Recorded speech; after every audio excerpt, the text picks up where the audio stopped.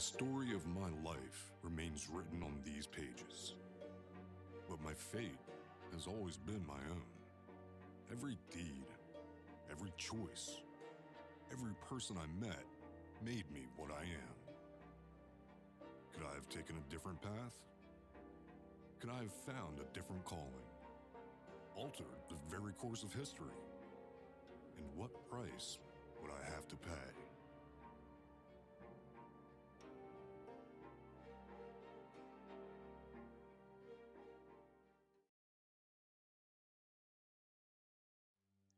Greetings, fellow YouTubers, and welcome back to the life and suffering of Sir Brante. We're now continuing the story of Bran Brante, and we are ready, in fact, to enter Youth, the third chapter of this game and the last chapter of the prologue. Let's go. Arrival in the capital. It takes a whole month to reach Eterna. So, previously on Sor Brante. In the previous chapter, we established firmly close relations with our siblings, all of our siblings, Gloria, Stefan, and Nathan. We also entered the blood tide of a Brante family, basically made a blood oath to our late grandfather. We, in fact, saved our house and family from grandfather's rage. We did not allow him to burn it all down. And actually, I never thought about it before, but it's kind of amusing that saving Lydia's life does not improve her opinion on us whatsoever. Like saving her from a horrible agonizing lesser death is not enough to improve her opinion on us. That's kind of hilarious, actually. Okay, so like I said, we saved our family and our house from death in the fire.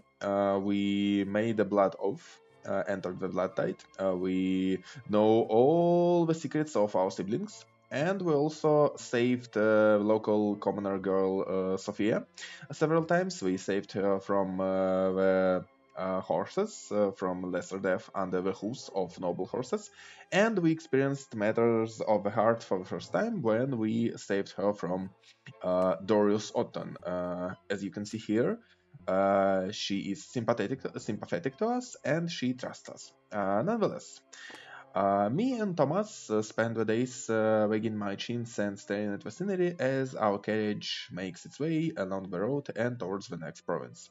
Soon it crosses from the familiar barren, arid lands of Magra to the stately mountains of Illyria. Okay, so we drink a whole bottle of strong wine during one of our stays. Soon I tell you, soon we'll be there. And I'll earn my sword as soon as I get accepted into the military academy, you'll see. And then nobody's gonna walk all over me like I'm some commoner. So, before we get any further, I must address some interesting thing about this game. This is where world building somewhat contradicts itself because it is said time and again in several parts of the game that one's place in the Blessed Arcanian Empire is predetermined by his birth. So, for example, if you are born a commoner, that's what you're gonna be till your true death. However, as we can see, that's not entirely true. Because Thomas Guerra, our childhood friend, is a pure commoner. He is unlike us. He has no noble parents, noble relatives. He is a working class commoner, as common as they get. But he can, in fact, elevate himself to the nobility. He can earn a nobility of the mantle through military service, and it is actually well fairly well. I would not say easy, but it is fairly a comprehensible thing for him to do. Like all he has to do is to save some money for his education and then basically go to the capital and get this education. So there is this social elevator, social ladder to climb.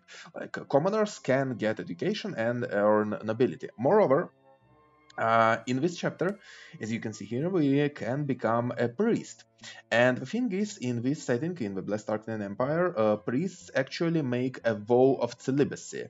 So they can't have families and they can't have children. So the priest lot cannot be predetermined by your birth. You have to choose to become a priest and basically get an education, once again, a spiritual education, a theological education, and then basically accept your new lot, the lot of priesthood. So, what I'm trying to say is that the Blessed Arcane Empire is not as rigid and is not as unshakable as the text presents it. There are several ways to change your lot, to transcend from one lot to another. It's not an easy thing to do, but it is possible. Even for people who do not have the same privileges as Saint Branta, who were not born in a mixed family, who were not born in noble family, like people still can change their lot. Okay, enough of this. We are almost at the end of our long journey. We have left behind the provinces of Magra, Illyria, and Archnia. Eterna is right ahead. Oh, the city is vast, situated at the junction between the Reglata and Talarina rivers. Three majestic stone bridges keep its three shores interconnected. Smooth stone paves the main city streets. Gilded moldings decorate the buildings. Towering pillars reach high into the sky. Our carriage takes us past a spacious park with marble fountains and intricately trimmed bushes. Sounds nice. On the streets, we see ornately decorated carriages bearing Arcanian coats of arms and abundant merchant stands filling the streets with beckoning cries, and unusual sights. The spires of ancient temples dot the city skyline. Nice. Okay, so Thomas is to apply to the military academy. The academy barracks are 2 streets away, and my lodging house is in the alleyway nearby. A room has already been reserved for me. Okay. Um, we say brief goodbyes to each other, and we promise to meet again after the entrance exams, when Thomas enters the military academy and I enter the Imperial College. At least that's the plan. My friend disappears into the crowded streets of the capital. Okay, I am left to my own devices. A group of nobles walk past. They are dressed in well-fitting clothing decorated with gems and golden thread. So humble pilgrims are gathering to the great temple of the twins. There are sounds of music and fountains and the smells of baked bread and garbage drains. The streetlights come to life as the sun is setting. Merry music fills the taverns.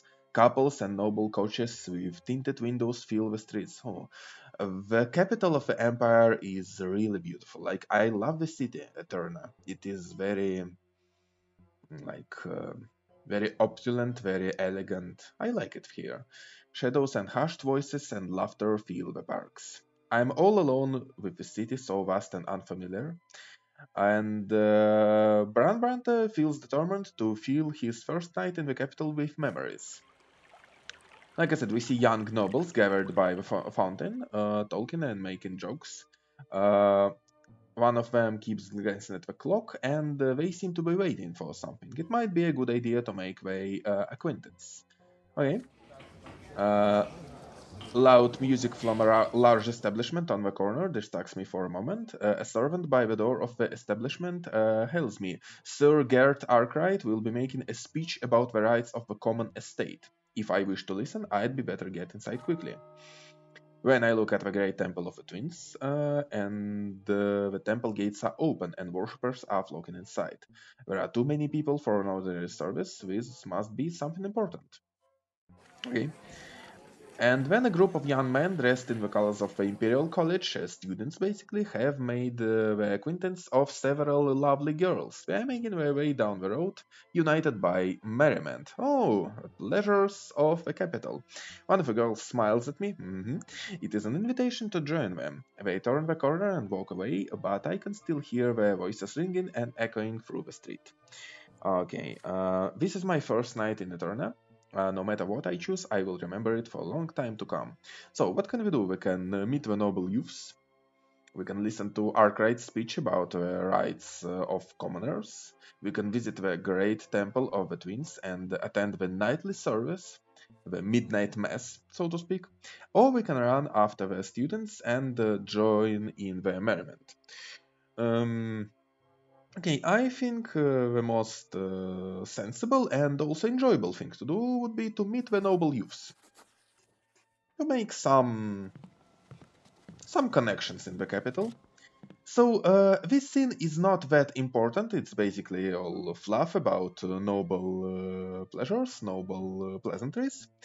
I introduce myself to this noble youth that I am Bran Brante from Anizot, province of Magra. I am a future student in the Imperial College. And when the clock tower strikes 8, my new friends proceed to a rich house not too far away. I have made it to a small noble party. In this party, there are a lot of small talks, pleasantries. I mentioned how I once encountered Octavia Milanides, daughter and heiress to the Archduke of Magra. There is a small argument about the Milanidas dynasty because there is a tension growing between the Milanidas dynasty and the imperial court. Basically, the emperor tries to push Milanidas around, and the archduke is not having any of it. One young man even allows himself a little joke. They say the great Arcanian houses turn to a Milanidas only when a tempest needs to be refused. After all, only the Milanidas dynasty still knows how to say no. So basically, the empire, the imperial court, um, tries to establish a strong rule over all provinces and all noble bloodlines of the empire, and some ancient Arcanian bloodlines try to struggle against it, try to preserve the ancient privileges based on traditions. Okay, like I said, nothing too important, nothing too integral to the plot, so I think I'll skip it a little bit. And so, well, for the first time in my life, I have mingled with a noble crowd on my own without my family's aid and had a good time and made some useful connections. That's basically what happened. We arrived in Eterna, the ancient capital of the blessed Arcanian Empire. Luke's sermon. We have spent the last 3 days studying books, but today we decide to take a walk through the streets of Eterna. They are full of life as usual. We proceed to the square nearby, and a procession of priests walks through the square. We notice that one of them holds a banner of the new faith, an open book. Oh, this religious schism that was brewing in our province is brewing in Eterna as well. Okay. A crowd immediately gathers around the priests. Many people are looking at an icon painted on a small pedestal depicting a grey-haired man with glowing green eyes. This is the face of the late Patriarch Fotis, the one who was murdered back in our hometown, the Patriarch of New Faith.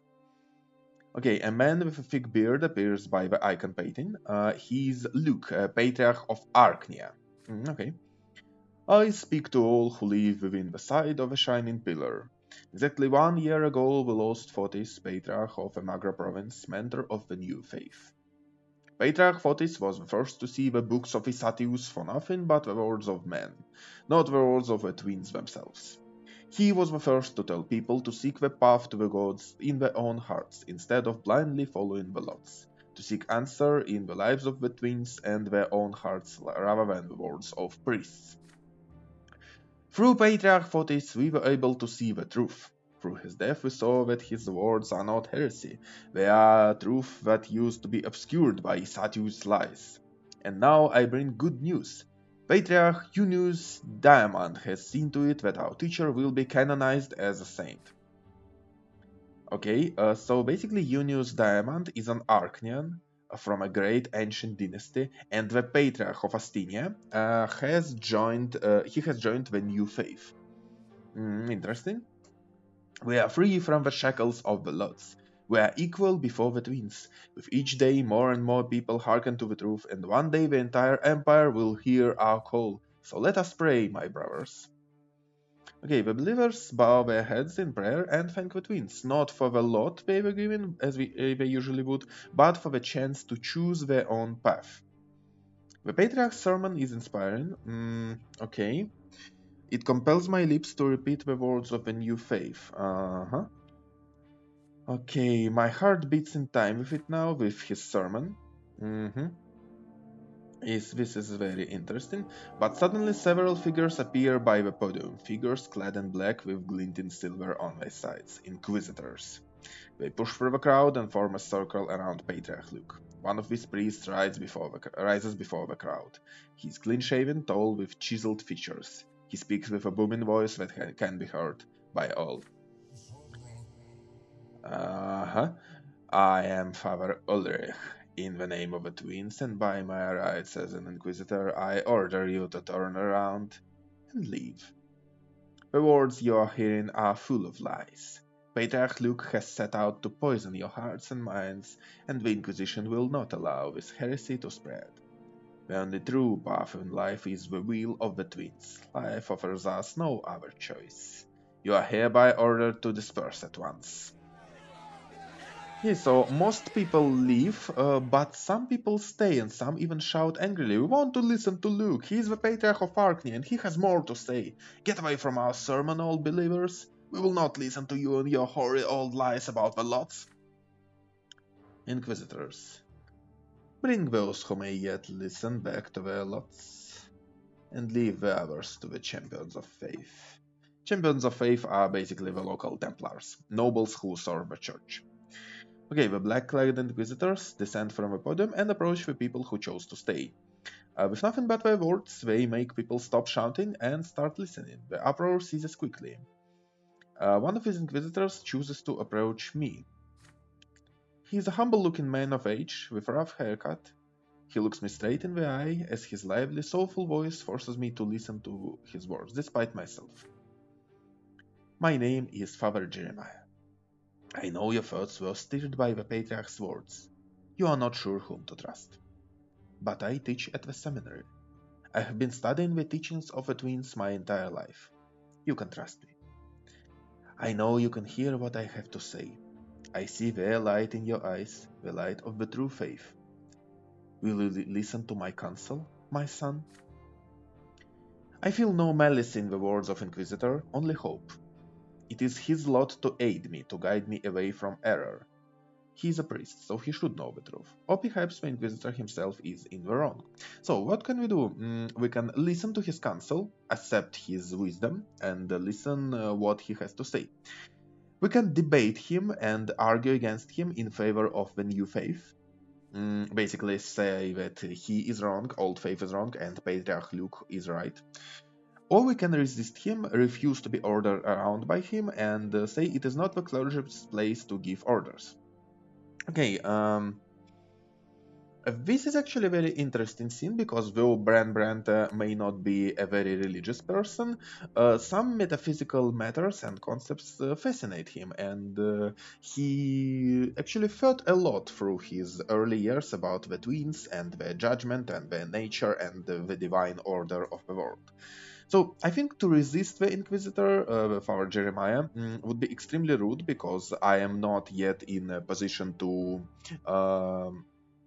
basically tell someone to piss off. I am a humble commoner and must behave accordingly. Must behave with humility.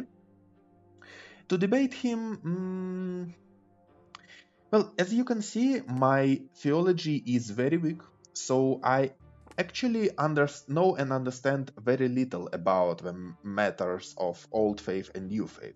And to debate a priest about something you know so little about is kind of stupid and arrogant. The thing is, Bran never had a chance to converse with an old faith priest. He listened to a new faith pilgrim and to Patriarch Fotis back in his adolescence, but he never spoke properly to an old faith priest. So I think it is a good idea to listen to the man of faith and hear what he has to say. To accept his counsel with humility, as my lot demands. Okay, Father, I am indeed in doubt, and I do not know for sure whom to trust.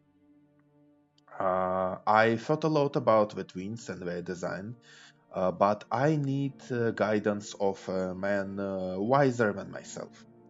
I humbly ask you to show me the way and guide me from error and doubt. The Inquisitor smiles and takes my hand. My son, all of us may sometimes stray from the path predetermined by the twins. You are well dressed, yet I presume you are of the common estate, are you not? Indeed. In these difficult times, people of your estate are the ones most tormented by doubt. Your lot is suffering, but not all of you are ready to suffer. Some turn to guile and cunning to avoid it, and they end up in eternity's embrace at the foot of the pillar.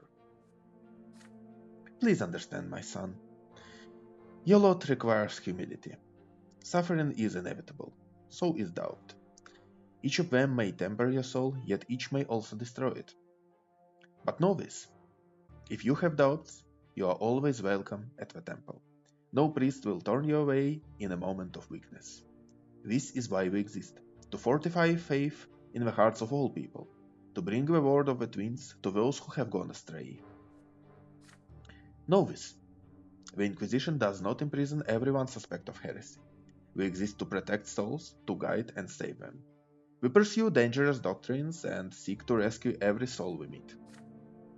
Arrest or execution is our last resort, reserved only for sinners beyond redemption. You can see that I am merely speaking to you right now. I have not resorted to force, nor am I giving you orders. You are following your lot by hearing my counsel with humility.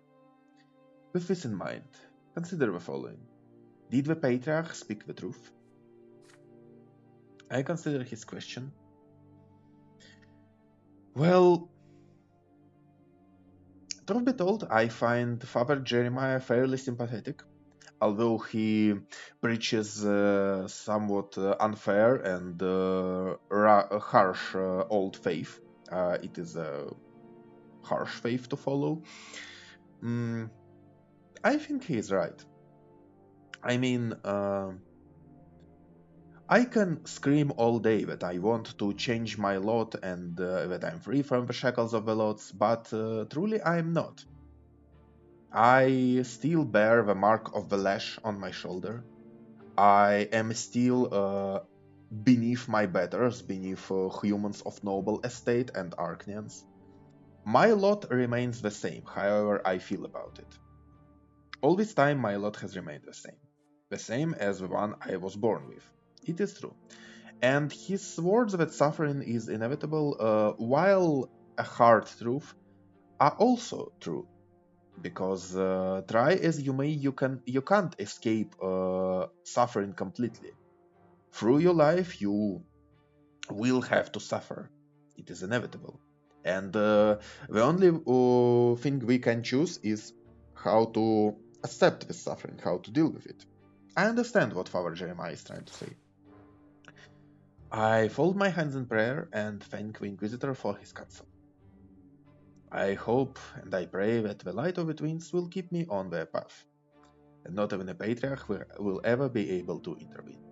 I still believe that the twins do not give us much, that they give us only the breath of life and the will to live, but I also understand why I must accept it with humility, because this is my lot. I understand that the lot is part of these hardships of the world that winds send my way. And how I deal with them, how I accept them, what I do with them, is within my power to choose. I understand also that only a new sacrament can change my lot. I can't just change who I am on my own, through my own will. This is impossible. Only the Imperial College can lead me to a second sacrament. However, Father Jeremiah objects. This is not the only way, my son.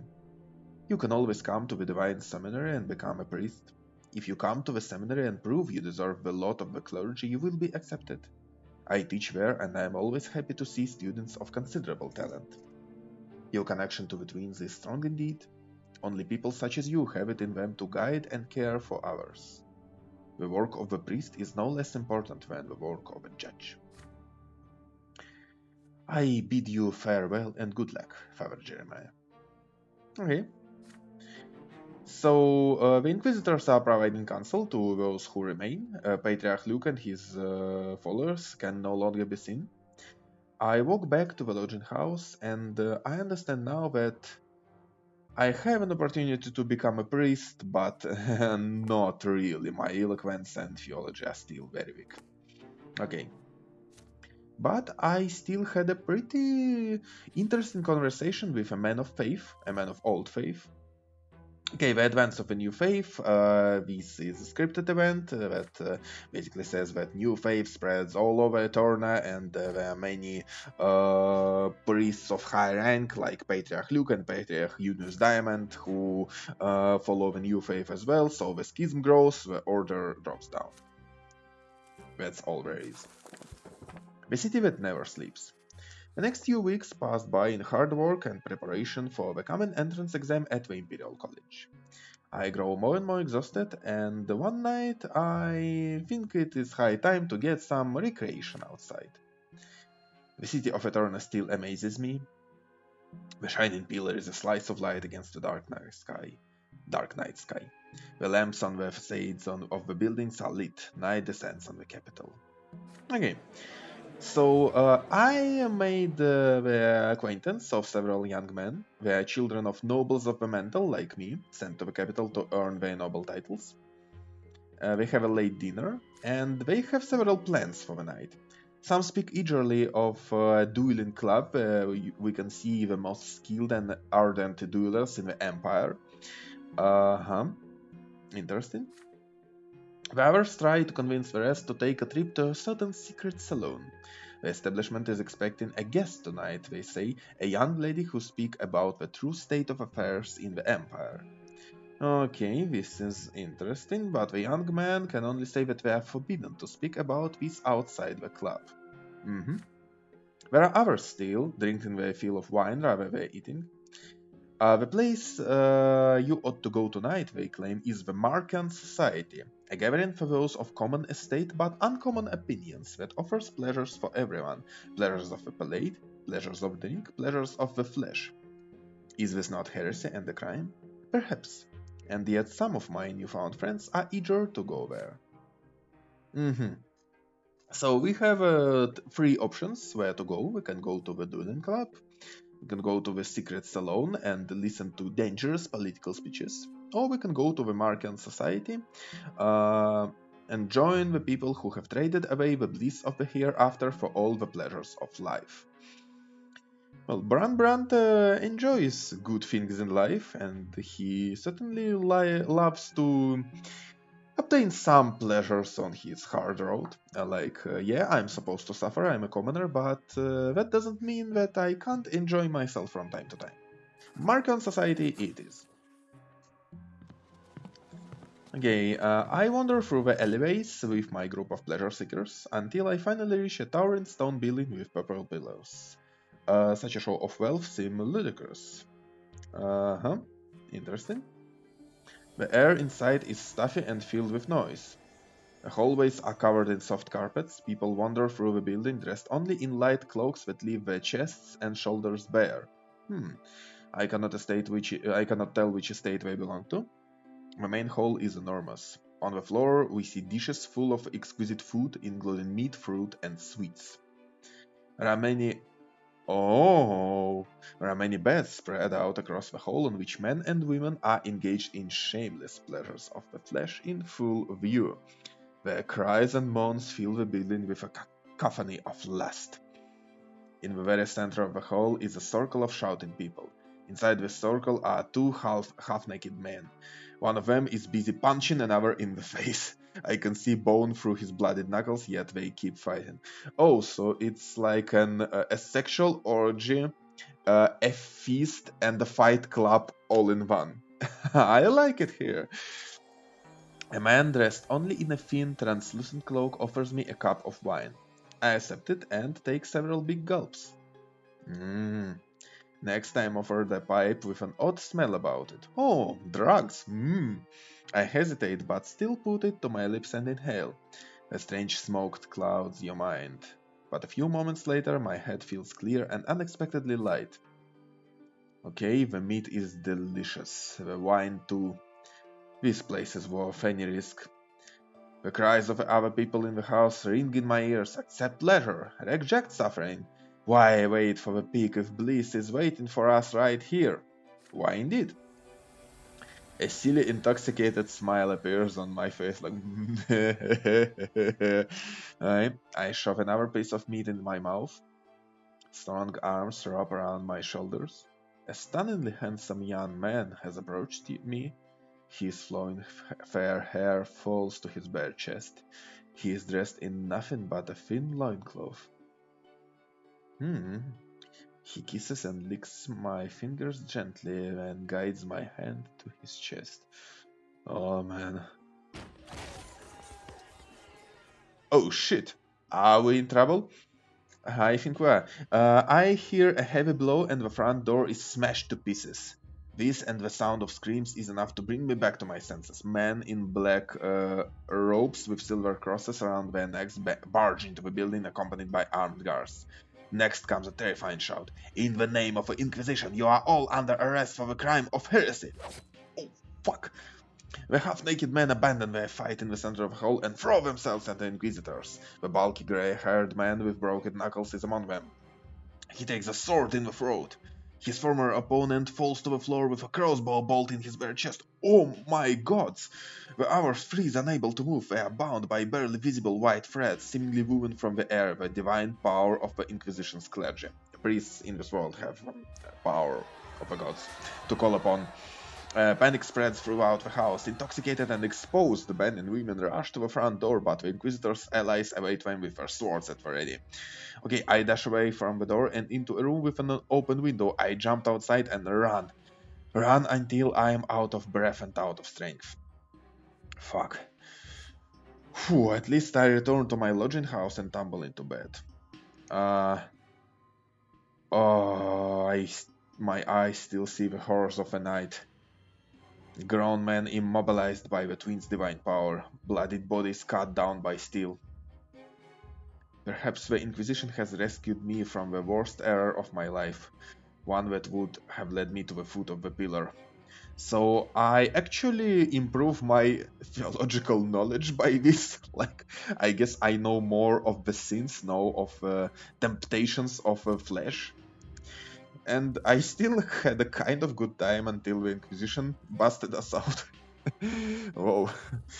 My life in the capital, is very interesting to say the least. Oh, the Code of Laws.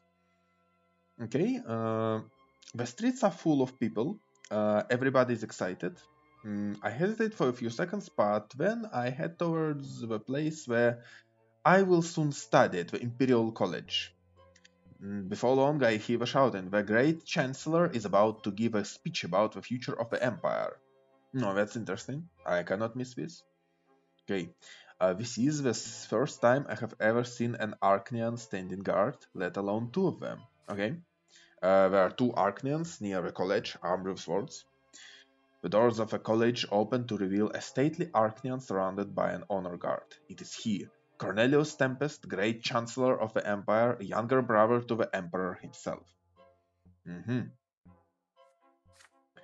Long ago, humans witnessed the Archnean's arrival. The two nations built the empire side by side. The provinces joined us by one, and Magra was the final province to attain the absolute might and majesty of the blessed Archnean Empire. Yet there was another great event long before that. 1,000 years ago, the twins had graced us with their presence. With their arrival, the twins granted us their will. They showed us their love and their law, and they granted us knowledge of what awaits us in the hereafter. They chose the dynasty of Tempest to rule the empire, and from that day forth our dynasty has ruled this land ordained by the gods themselves.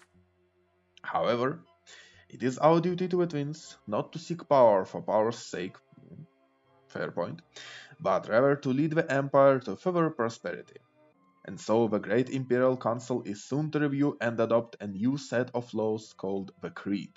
Under the Creed, all estates will be granted rights. Under the Creed, there will be one law for all Imperial citizens to obey, human or Archnian, from the lowest commoner to the Emperor himself. So this is actually a very good and progressive reform, I think, to give all citizens of the empire the code of laws they can all abide to, they can all obey, and to give all the states, all the laws, legal protection and basic rights. The strife among the states will end. A single law will resolve all of our quarrels. Glory to the empire. The great chancellor throws his arms into the air, the crowd murmurs and applauds in approval. The crowd disperses. The sounds of agitated discussion are everywhere.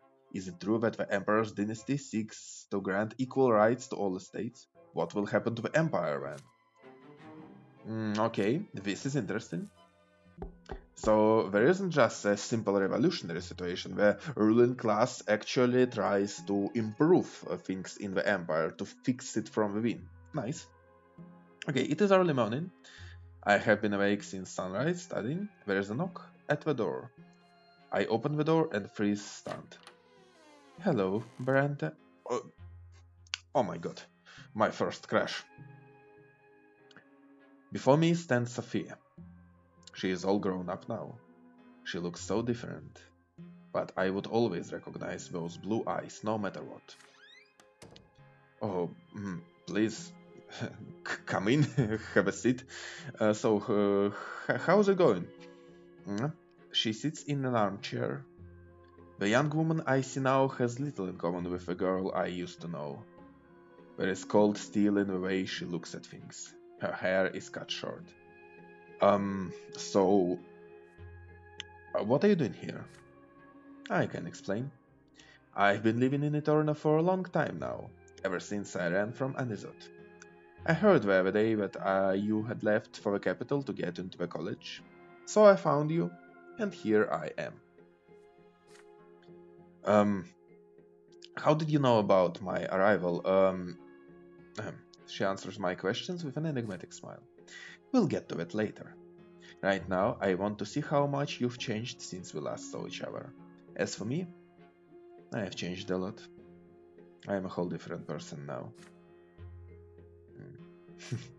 Would you like to know what happened next?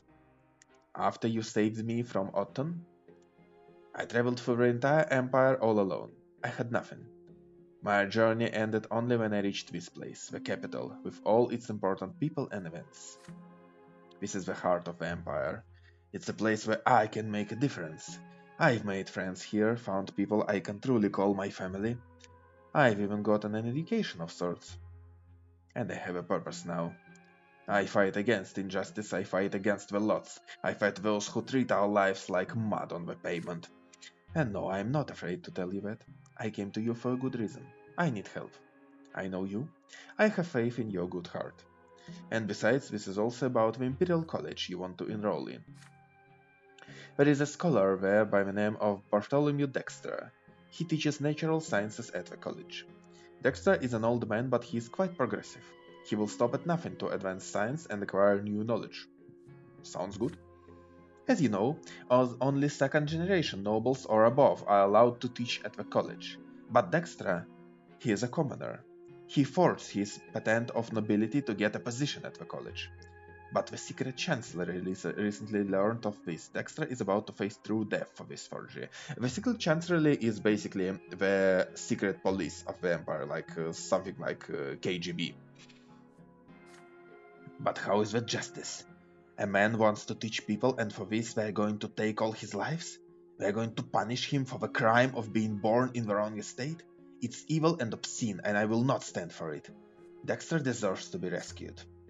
But I don't want to anyone in danger, so I need your help. You are from a rich family, you are almost a noble. If you help me get Dexter out of the city, nobody will suspect anything. The scholar will leave on to continue his research elsewhere, far away from the secret chancellery. Will you help me? So Sophia is asking me to break imperial law, undermine the work of secret police, to save this scholar who really is a criminal, like he resorted to lies and deceit to get his current position. We can either help her or refuse. Well, Bran Brante is not that much of a rules following kind of guy. Like he broke several social conventions, several social rules in the past with his siblings. He helped Gloria to keep her secret about the poet society. He helped Stefan to hide his little love affair. Besides, he experienced matters of the heart with Sophia. So Sophia is like his first crush. He's still somewhat enamored with her. He wants to impress her. So yeah. Let's save a good man. Look, I see your point. Dexter does not deserve this. He has to leave the capital. You can count on me. I knew I could count on you. Then we must act at once. There is no time to waste. Dexter is to be arrested tomorrow. Here's his address. Go there as soon as the sun sets. No one will suspect you. Dexter often tutors young men for the college entrance exams. Tell him the owl sent you. Use the back door to get out. A carriage will drive up to the backyard. The driver will hoot like an owl. He will take you to the south gate. Once you're outside the city, Dexter will ride away in a different carriage. You will go back the way you came. I'll meet you in Majesty Square. Okay, so we're going to help someone escape punishment. This is a scary situation, to say the least, to defy the secret chancellery and to defy my own lot. Well, no, actually, I don't think I defy my own lot here because, my lot prohibits me from fighting or acting arrogantly or teaching others about the will of the twins, but my lot does not prohibit me from using cunning and subterfuge to save another man's life. That's fine. I don't think the twins would take offense about this. Okay, so basically, we find the Dexter's place. An old man opens the door. His face is covered in wrinkles. Okay, I whisper to him that the secret chancellery will be coming for him tomorrow, and he has to leave now to escape through death. I explain to him that the owl sent me and has provided for his escape. Okay, the professor calms down and starts packing for the journey. So basically, we escape undetected. The only obstacle we face is a group of gendarmes, two gendarmes, who try to check out our carriage. But I tell them I am the son of a judge in Magra, here to enroll in the college, and right now I wish to visit the estate of a newfound friend. I mention the name of a noble son I have become friendly with earlier, and the gendarmes release the carriage and wish me a pleasant trip, so it's all fine. Before the two of us part ways, Dexter pats me on the shoulder and tells me that I have done a truly brave deed. That I have, my knowledgeable friend, that I have. I return to the city without incident and find Sophia in Majesty Square. She closes the book when she sees me and offers me her hand. So, did everything go according to plan? Yeah. Smooth as it can be. Then, we've earned ourselves a bit of free time. Let's go. We set off on a walk and, well, Sophia, listen. I need some answers. Like, what the hell happened to you over the last 2 years? Like, she's... Are you a revolutionary now? Like some kind of illegal fighter against the oppressors? What's going on? You've seen what I can do. I'm not just a girl. The Inquisition caught up with me when I ran away from Anizot. I ended up in the House of Humility, a dreadful place. I got colored. Do you know how it feels to lose your free will? Losing everything that makes you, you? Oh, They say a scar like this from the magic color will remain even after a lesser death. But I got lucky. Patriarch Diamant saved me. Diamant took me and the other mages from the House of Humility and removed our colors. He made me one of his attendants. He taught me that there are no lots. He told me that I am like this not because I am a freak, but because it's my nature. He told me I can find a path to the twins like anyone else in the world. I found my own lot. To protect the common people from the noble yoke. To help others who are as unlucky as I am. To fight for a different world, a world where everybody has equal rights, a world where mages don't get robbed of a will just because of one aspect of their birth, a world where the nobles no longer tread upon the commoners. Tread upon the commoners. Yes, this is our dream, but we are still so far away from it. But I will keep moving towards it, and I will stop at nothing. Okay, I feel weird actually. Like she's so passionate about it, so convicted. Suddenly, Sophia embraces me. For a moment, she remains still in my arms and whispers, "You should join my cause. If we work together, one day we will become a force to be reckoned with. I know you came here to find your way, but I will never believe you really want to bind yourself to other people's laws and desires for the rest of your life. The path I walk is dangerous. It's almost hopeless, but it's worth living for. Think about it. Goodbye." She withdraws just as quickly and disappears in the dark streets of Eterna. I make my way back to my room. Whew, was this really just a single day in my life? So, Sophia is very sympathetic to us, and I guess she still trusts us, yeah, keeps a glimmer of hope. And, well, basically, our life in the capital is very eventful at this point. I will never forget that day, for it was then that I chose the path I would walk for the rest of my life.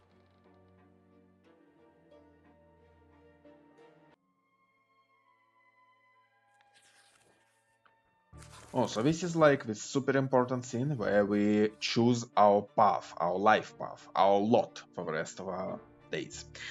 Okay, there are only a few days left until the Imperial College entrance exam.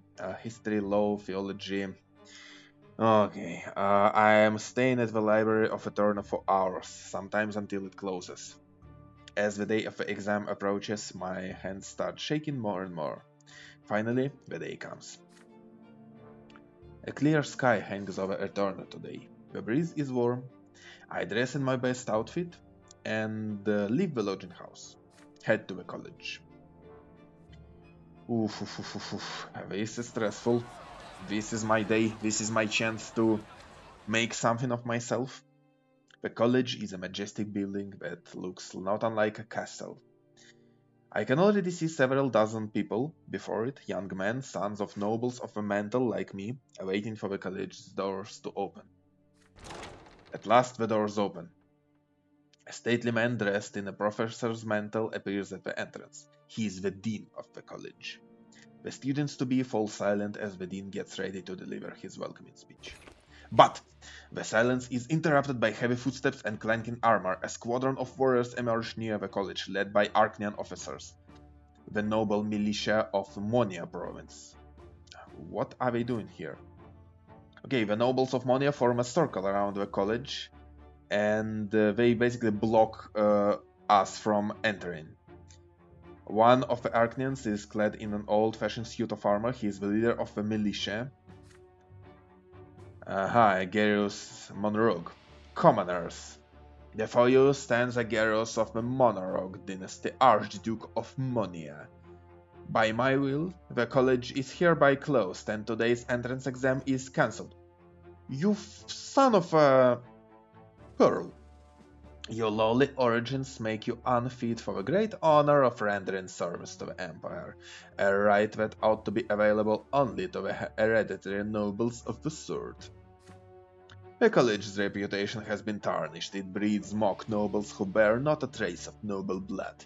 You belong in the lowly estate but have forgotten your place. Cornelius Tempest and our traitors to the Empire are indulging you and defacing the institution of the nobility for their lowly interests.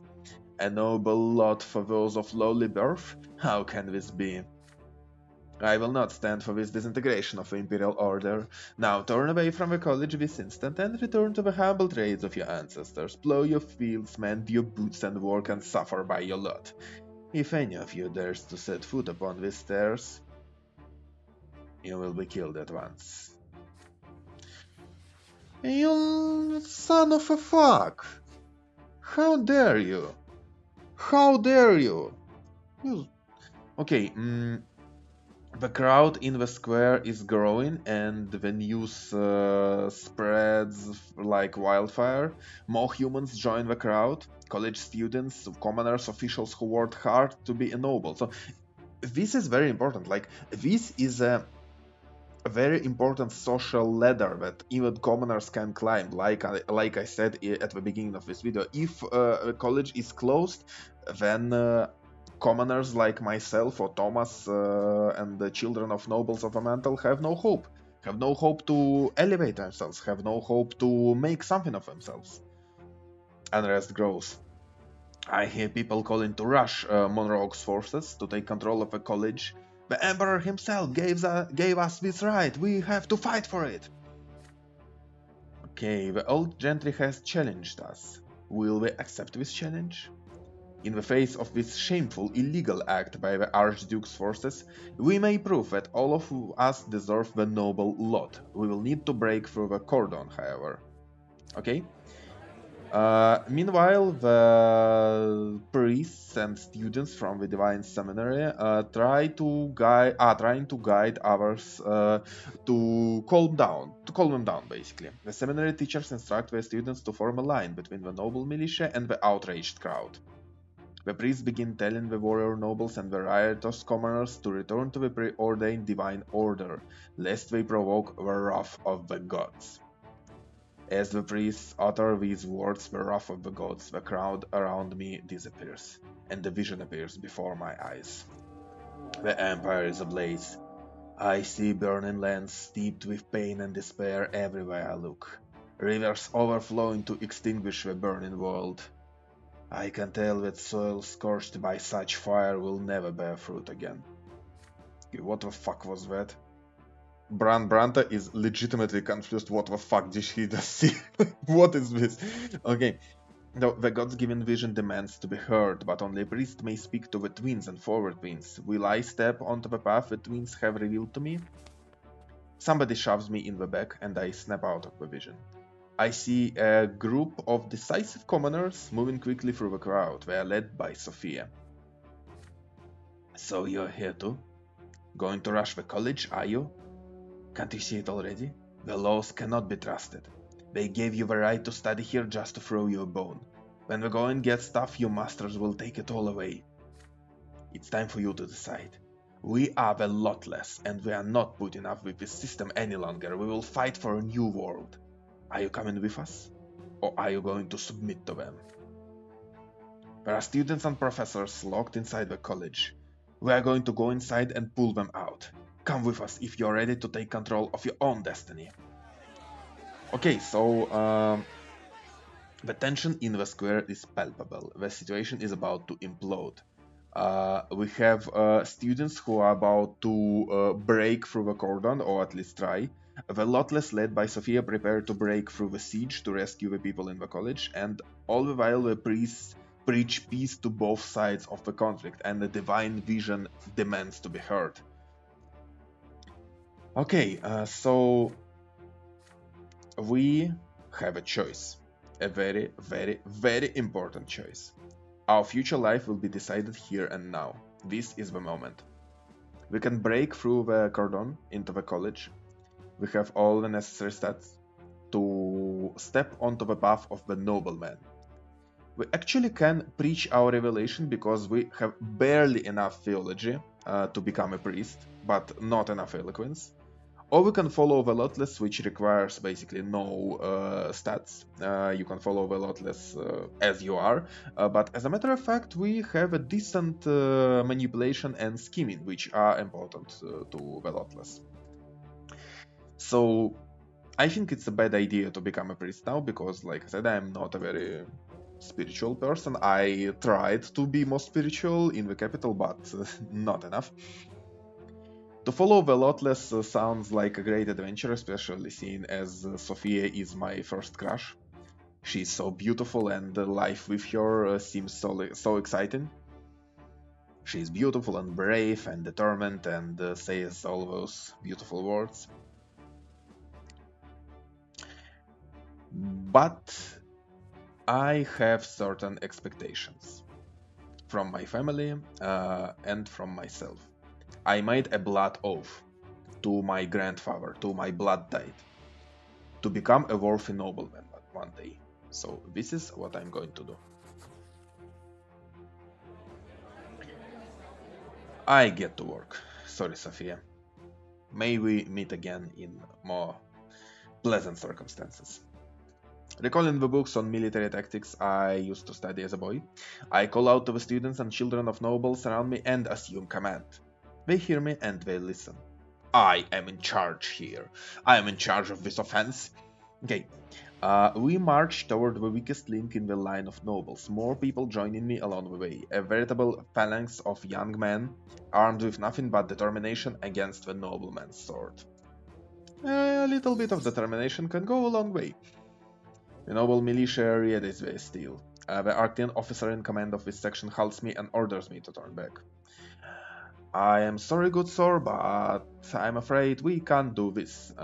These people are here to study at the college as the Emperor himself has decreed. We have every right to fulfill the imperial law, and we have great desire and passion in our hearts to serve our empire faithfully. Any nobles who dare to intervene will be defying Uther Tempest II himself, and more importantly, you will be robbing the empire of these splendid young men behind me, who may be of great service to the empire in the future. The officer hesitates when confronted with my words and my valor. The noble militia is no longer ready to use their swords. This is my chance.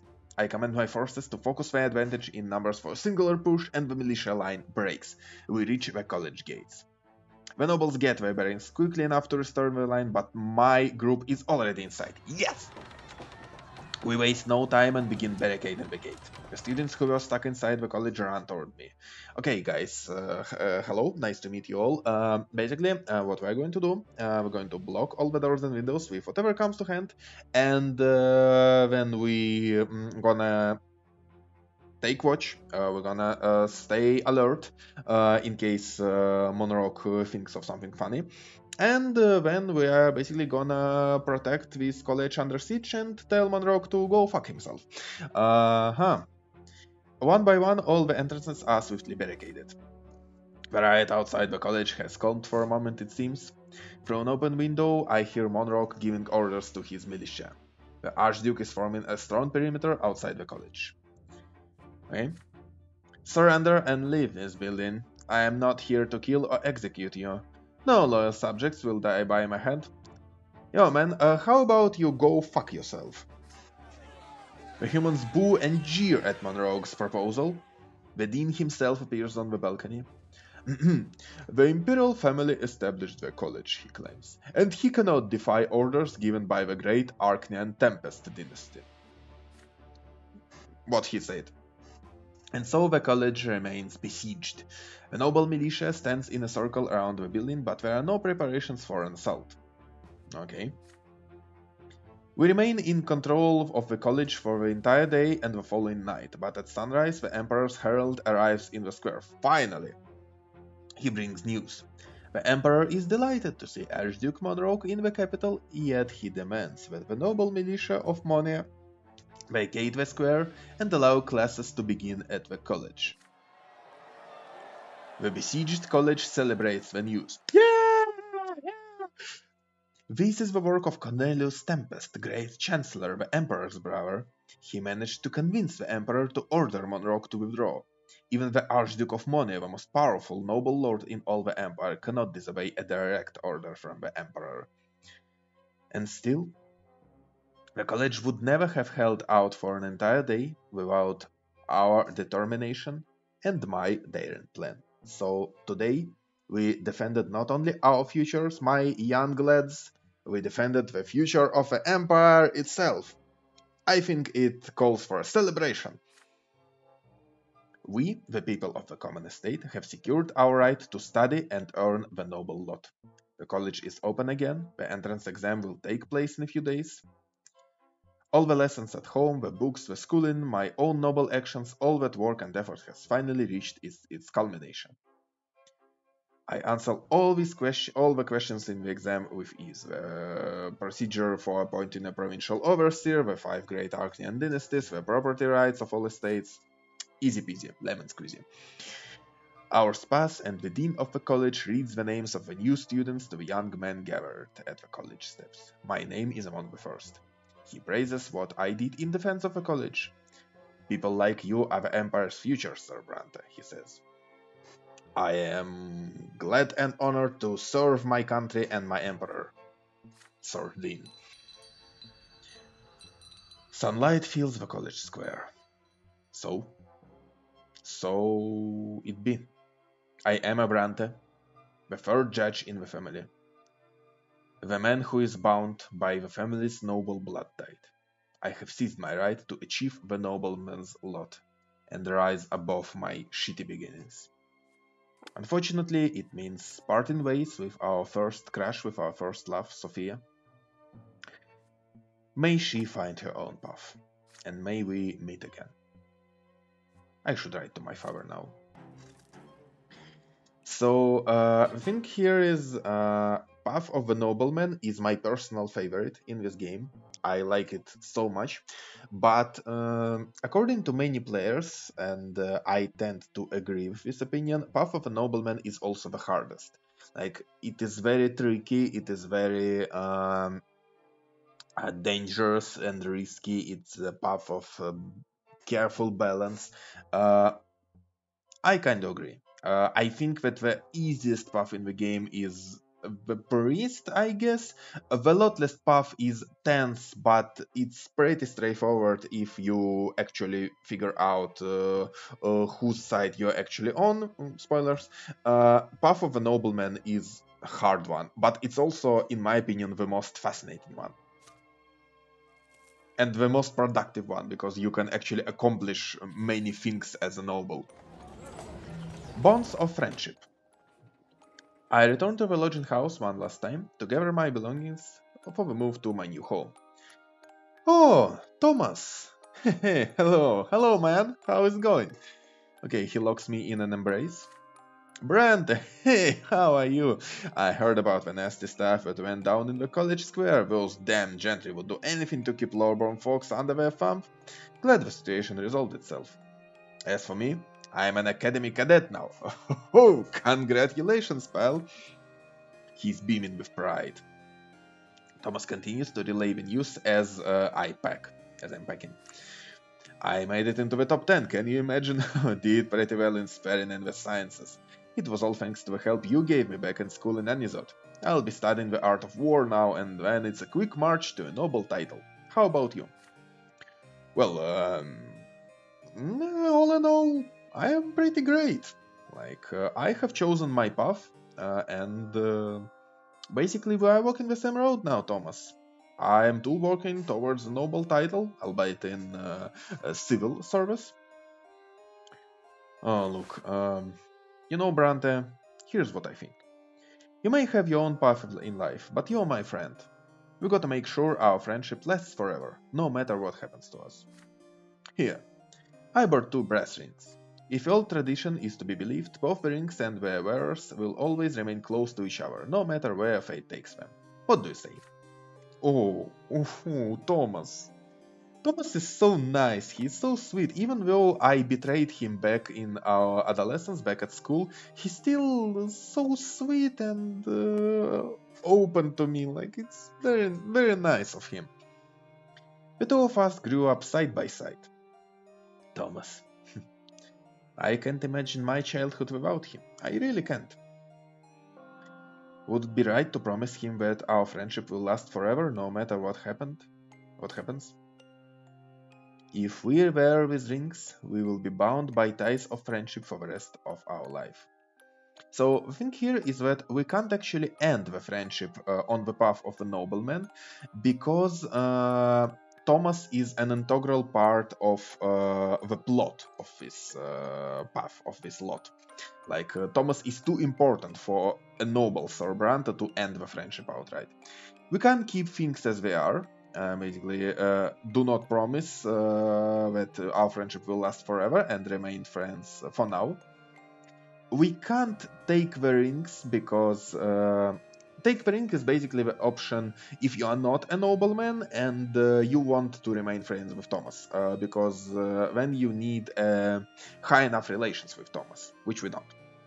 However, because Thomas is such an important part of the nobleman's life, the nobleman's lot, we can swear an oath of friendship. We swear an oath, we take the ring that will bind our fate to Thomas's fate.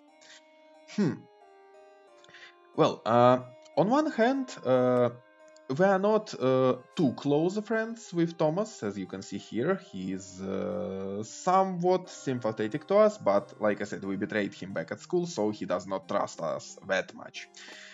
However, truth be told, Bran likes Thomas. He considers Thomas to be a better man than he himself will ever be. Like, Thomas is more honest, more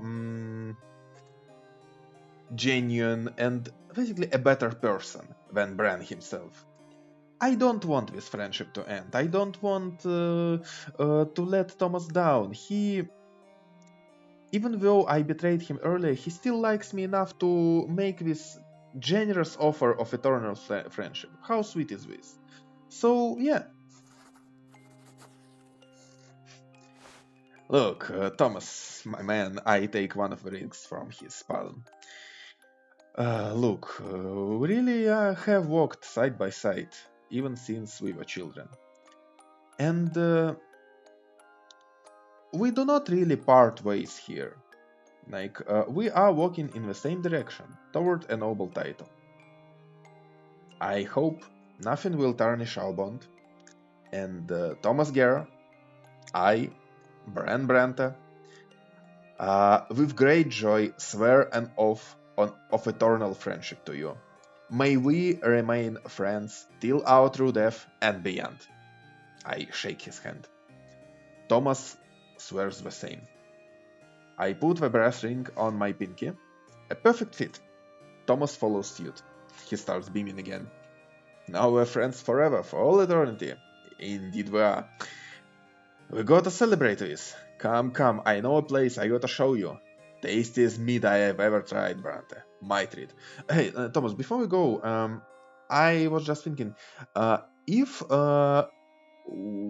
we both go to the foot of the pillar when we die, if we both are damned to suffer in hell, will I be a part of your eternal torment? Like, will I annoy you for the rest of eternity? Just joking, man, just joking. Okay, the two of us go to a noble salon by the square of Emperor Severin. Surrounded by tobacco smoke and meat bottles, we wag our tongues, recall the days of our adolescence, and make plans for the future. Nobody knows what could be waiting for us, but we promise we will never lose sight of each other. Me and Thomas Guerra, we are now bound by friendship. Our friendship is strong enough to stand the test of time. I hope it is. I really hope it is. Yes, we form an unbreakable bond of friendship. Nice.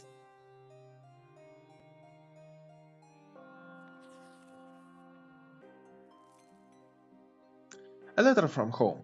Oh, As soon as I am accepted into the Imperial College, I send a letter back home.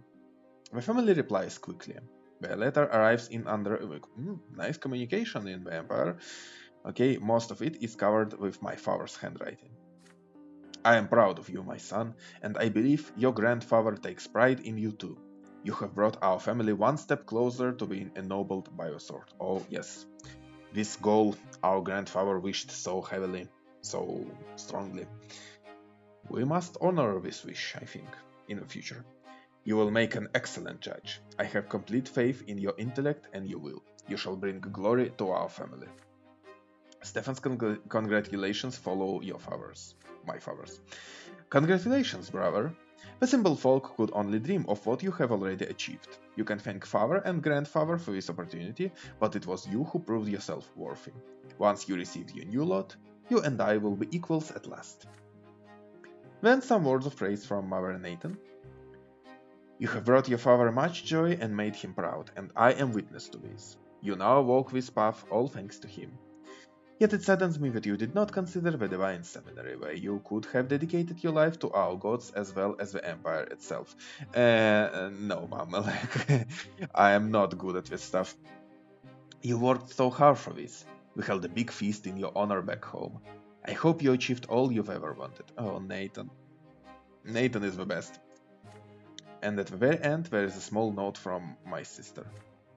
Congratulations. Good luck. Oh. So our father loves us unconditionally. Stefan likes us more. Unfortunately, Gloria worsens her opinion on us because she sees all nobles as these haughty, snobbish bastards, and she's afraid that we are going to become like one of them, like grandfather and Stefan. The ball. Okay, the ball seems nice. It is only a few days since I became a student at the college. My education has barely begun when an amazing piece of news surprises all the students.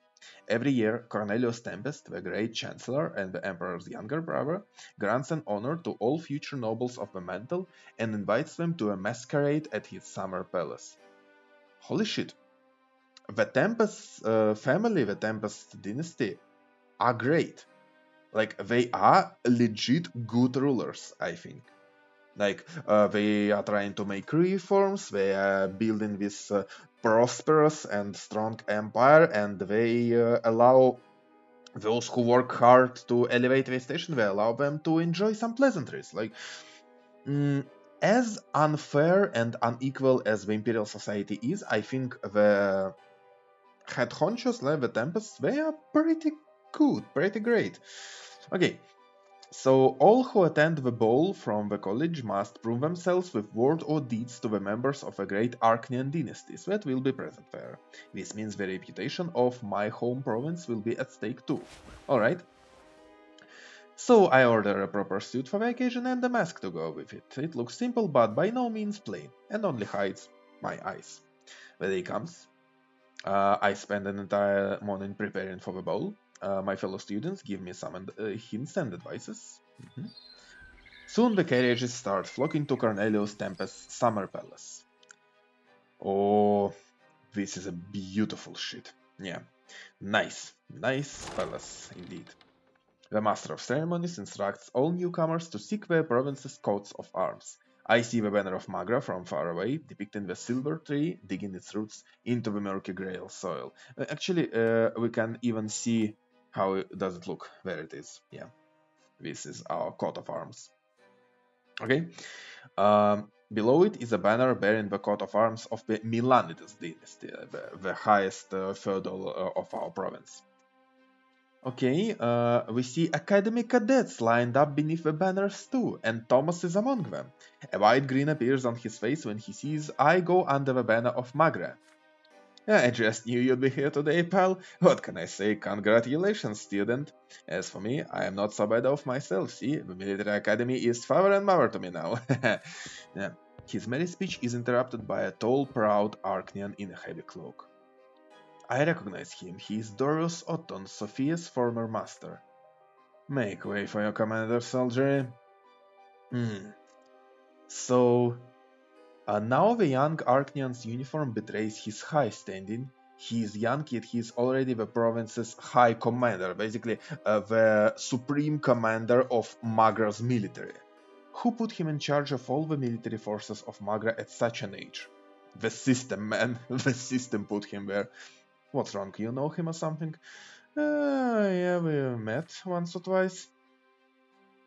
My brief description of Otton is enough to wipe the smile off his face.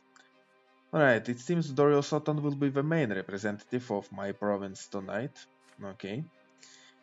So basically, the description of students from other provinces follows. We will skip it because it's not very important to us. It's basically fluff. Nothing special, like Illyrians, Sarknians, who else is there? Okay, Monians, and etc. etc. Astinians. Yeah. So the students and cadets of the North are also there, of northern provinces. Okay, I understand. The master of ceremonies signals the beginning of the party. It is time for dancing. Dance, dance, dance, dance. The first dance is a minuet. Minuet. And tradition calls for everyone to dance. Nice. Okay, the academic cadets waste no time finding dance partners and soon already making the fluid first steps of the minuet. I take a look around. One of the young ladies representing Magra catches my eye. She's slender like all Arknians. Oh, she's an Arknian, okay. And clothed in a yellow dress decorated with emerald green, her face hidden behind a full mask decorated with bright green feathers. What happens next seems unbelievable. The enigmatic lady walks toward me. The way she looks at me, the way she walks. The black eyes from behind the mask watch me closely. She tilts her head. I feel there is a question. Oh shit, what now? I see Thomas getting up off the floor, his face a grimace of rage. Dorius Otton stands before him, eyeing him with disgust. His arm rests on the hilt of his sword. Who allowed this clumsy commoner inside the Great Chancellor's palace? Its noble masters are trying to dance and it's getting underfoot. Otton is such a shithead. Okay, Thomas looks like he's about to explode in Otton's face, but the smug Arknian sword is a clear threat. If my friend's rage gets the better of him, he will end up in trouble. The enigmatic Arknian beauty, however, quickly loses all interest in the quarrel. She comes even closer to me, expecting me to invite her to dance. That's the situation. Okay, what can we do? We can resolve the quarrel. We can approach Otton and apologize for Thomas' clumsiness. We can draw Otton's ire upon ourselves, basically hurl some well-chosen words of mockery in Otton's face and improve our relations with Thomas, actually. Or we can seize the day and dance with a mysterious Arknian lady. Surely Thomas can take care of himself. It will worsen our relations with Thomas, but replenish our willpower, and more importantly, Octavia Milanidas will remember us, because this mysterious lady is none other than the Archduke's daughter, Octavia Milanidas, who we met back in our adolescence. Shit. I am really concerned about Thomas, but I really want to have a good time too, and I do not want to insult this beautiful lady who wants me to dance with her.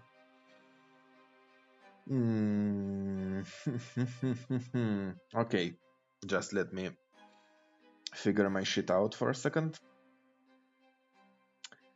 Okay, you know what?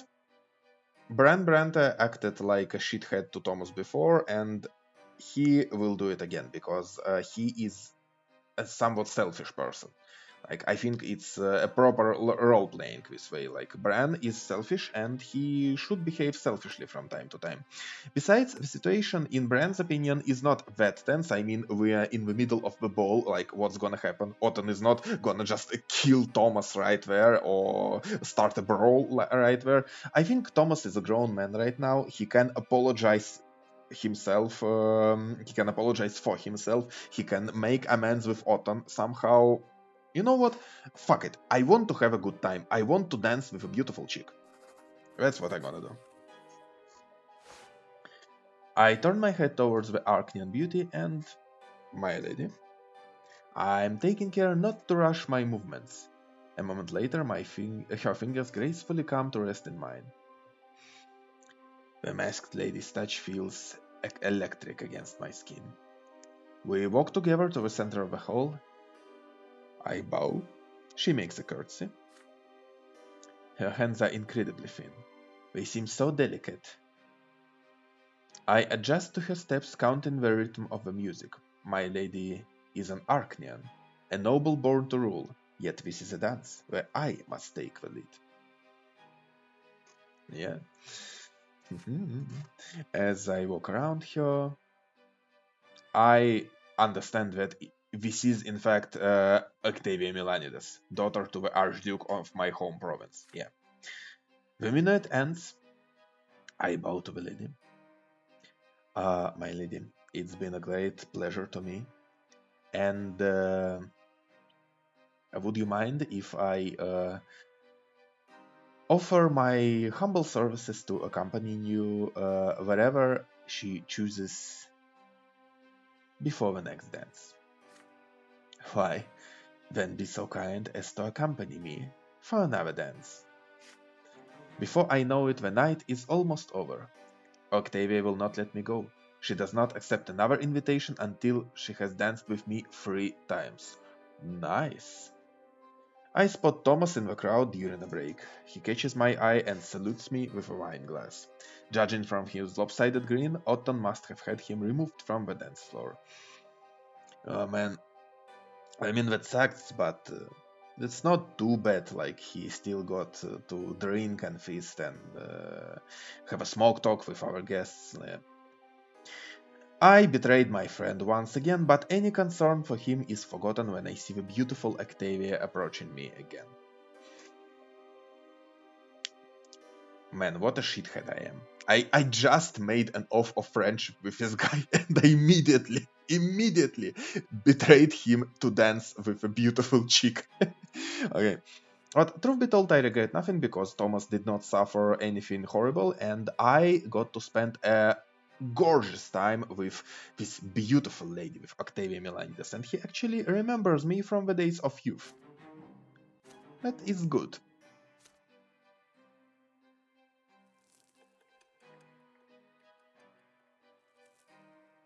I must say my youth is going very pleasantly by to this point. Okay, the trial of the 50. Eterna has been shaken by this trial. 50 people stand trial at once, all prominent members of several political circles. They are accused of treason and conspiracy against the crown. The accused spoke in favor of reducing the power of the nobles and granting more rights to the common estate. There was no mention of rebellion, yet those words alone were enough to indict them. Oh, holy shit, that's cruel. Okay, every session of a trial is open to the public. The 50 face the verdict: forced labor in the mines of Magra and Illyria for regular members and true death for the leaders, 6 men and 1 woman. The public execution takes place in the central square of Eterna. The woman, her name was Annie Siren. She made a speech before her execution. A young woman, not too tall, her face almost plain, with long bangs over her eyes. She looks calm, even at this moment. Annie Siren takes a look around before she speaks. Her voice is quiet, but I am close enough to hear. She says she is happy to give her lives fighting for the rights of the people. Her cause will never die, Annie claims. Others like her will continue their work in hiding, for their cause is right and just. She is dragged away to the others. They put a sack over her head, tighten a noose around her neck. Their feet tremble at first as they dangle in the air, then grow still. There are gasps and cries of discontent in the crowd. Yeah, I think it's not good. Not good at all. Like, these people deserve better. I do not know if reducing the power of nobility is good, but to expand the rights of commoners is absolutely necessary. And I think the empire did what the empire did here was unjust and cruel, too cruel. Sir El Croix's lesson. So, our studies may have begun with a luxurious party, but soon we settle into a routine of lesson after lesson. The subjects get tougher each passing day. We spend hours listening to lectures in spacious halls with high ceilings. We study imperial law and legislation, analyze every technicality and interpretation. The instructors grow ever more demanding as our studies continue. Nice. Law is not the only thing we study. Actually, there are other disciplines as well, such as rhetoric and orthography. A true judge must have a perfect command of both the spoken and written word. Okay, what else? We find the fencing lessons particularly exciting. I can imagine why. We have been studying fencing from young age, very young age indeed. Okay, Then finally there comes a short break in our studies. We meet Thomas to discuss how we're going to spend this spare time. You're coming with me tonight. No excuses, Brante. We'll be paying a visit to our mentor, Baron El Croix. It's time you learned a thing or two about how we do things in the military. Okay, so basically, Baron Gustave El Croix is a seasoned warrior, a noble of the sword. This is where world building once again becomes somewhat weird, because if the empire has not fought any wars in past several centuries, how can there be seasoned warriors of anything? Well, I guess this guy still could fight some insurgencies, some mutinies, or maybe rebellious nobles or something. I don't know. Okay, so we are now at El Croix's house.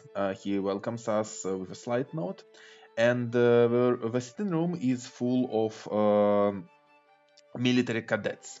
Guys from military academy who are studying to earn the nobility of the mantle. As I was saying, young man, I firmly believe that the days when all the military glory of the empire belonged to the Archnean dynasties are long gone. Human nobles have been serving the emperor at least as well as the Archnean nobles for a long time now. Still, the Archneans keep acting like their origins are more important than honor and service to the crown. Take the Milanides dynasty, for example. The Archdukes of Magra. Long ago, their leader Char Milanides fomented a rebellion against the rule of the Tempests and the Twins' faith. He sucked all life from his own land, doomed thousands of his own subjects. And yet, the Milanides dynasty still rules over Magra like nothing ever happened. So this is the reason why our homeland, Magra, has no fertile land, while all the soil in Magra is fruitless and barren. Because several centuries ago, the rebellious Archduke of Magra, Charmilanides, used black magic, dark spells, to suck all life from it. Interesting. I think this calls for a test of your strategic thinking, young man. But first, let me refresh your memory on the rebellion of Charmilantes. It may seem surprising, but we have him to thank for our current status. He was the first to ennoble humans, an act of unprecedented insolence, but it gave the rebellious duke immense support in his province. He risked his own reputation and title to make himself stronger, thanks to humans, and in that he succeeded. No one had ever dared challenge the rule of the Archneans and Tempests before, but the rebellion of Magra changed everything. Humans became a part of the nobility. We got a taste of the power only the Archneans could wield before. And unless I am mistaken, most nobles in the Empire these days are human. Why? We outnumber the members of the Archneans dynasties dozens of times over. So, Charmilanides had complete rule and control over the lands of Magra. He had the loyalty of his ennobled human subjects, and he had the loyalty of the mages and witches who fled to Anizoth, the only place in the empire where they could hide from the church. The Archduke had everything he needed to win, and yet two pivotal changes brought him down. First of all, he cast a magic spell that incinerated the entire province. It certainly stopped the Imperial legions in their tracks, but the population of Magra would no longer side with Charmelanes after that. Second, the clergy struck at the rebellious Duke with the power of the twins. His magic was gone and his main advantage was no more. Many fled. But as you know, it still took the Empire an entire month of siege before the palace in Anizot was taken. After the rebellion, the Empire changed drastically, and most importantly, humans finally received the lawful right to be ennobled. And I would like to stress that, in particular, ennobled not by birth, but by virtue of their own knowledge and talent. History, young man, is more than just a memory of the past, it is also a lesson for our future. I believe that part of our history proves my point. And now a test. Tell me, if you were among the Imperial strategists during the rebellion, what would you have done? How would you have fought an enemy as powerful as Char Milanidas? So he leans back in his armchair and takes a pull from his pipe. The cadets start discussing. Okay, so there's a discussion brewing. Many can't believe this story. Many can't believe that humans were first ennobled by serving the rebellious Duke of Magra. And basically, what we are going to do, we are going to offer our own answer to this question, to the question of Sir El Croix. Okay, the first option involved that we would have placed our faith in the power of the twins and strip the rebellious Duke of his unholy powers, magical powers. The second option demands that we would have relied on the strength and valor of the Imperial legions and pressed for a decisive assault on Milanidas' palace. And the third option offers to lay siege to the palace. We would have starved the city into submission and seized it by cunning. That's an interesting conundrum, indeed. But Bran's opinion, Bran Brante's opinion, is that you can't do much against an enemy who wields supernatural powers. Like a single sorcerer can burn down a whole building full of people, as we have witnessed ourselves in our adolescence. Our classmate nearly burned down our school. So I would have relied on the will of the twins, as strange as it sounds. Basically, my point is this. Most of the destruction caused by Charmilanides came from his magic. Just one mage could obliterate 5,000 soldiers with their spells. So, it would have been wise to call upon the power of the priests, to summon the clergy, summon the priests of the empire, and rob the ungodly witches of their powers. As much as Bran doesn't believe that the twins help us in this world, he has seen himself and he knows for a fact that the priests can wield the divine power of the twins. And this power can not only like this power can excel, can surpass the ungodly powers of the witches and mages. So this is what I would have done. I would have called upon the power of the priests. Sir Elkrar looks at me. What was your name again, young man? Brante. I agree with what you're saying, in a sense. Yes, the twins imbued the clergy with great power that changed the outcome of the war. Without magic, the witches that sided with Milanidas were helpless. Yet you are missing the most important point here. Priests never wage war. War is a nobleman's lot. When Charmilanidas ennobled his human subjects, he gained an immense and loyal army to command. Even without magic, his army was a force to be reckoned with, and when you face a force such as this, what matters most is the discipline and unity of your own army.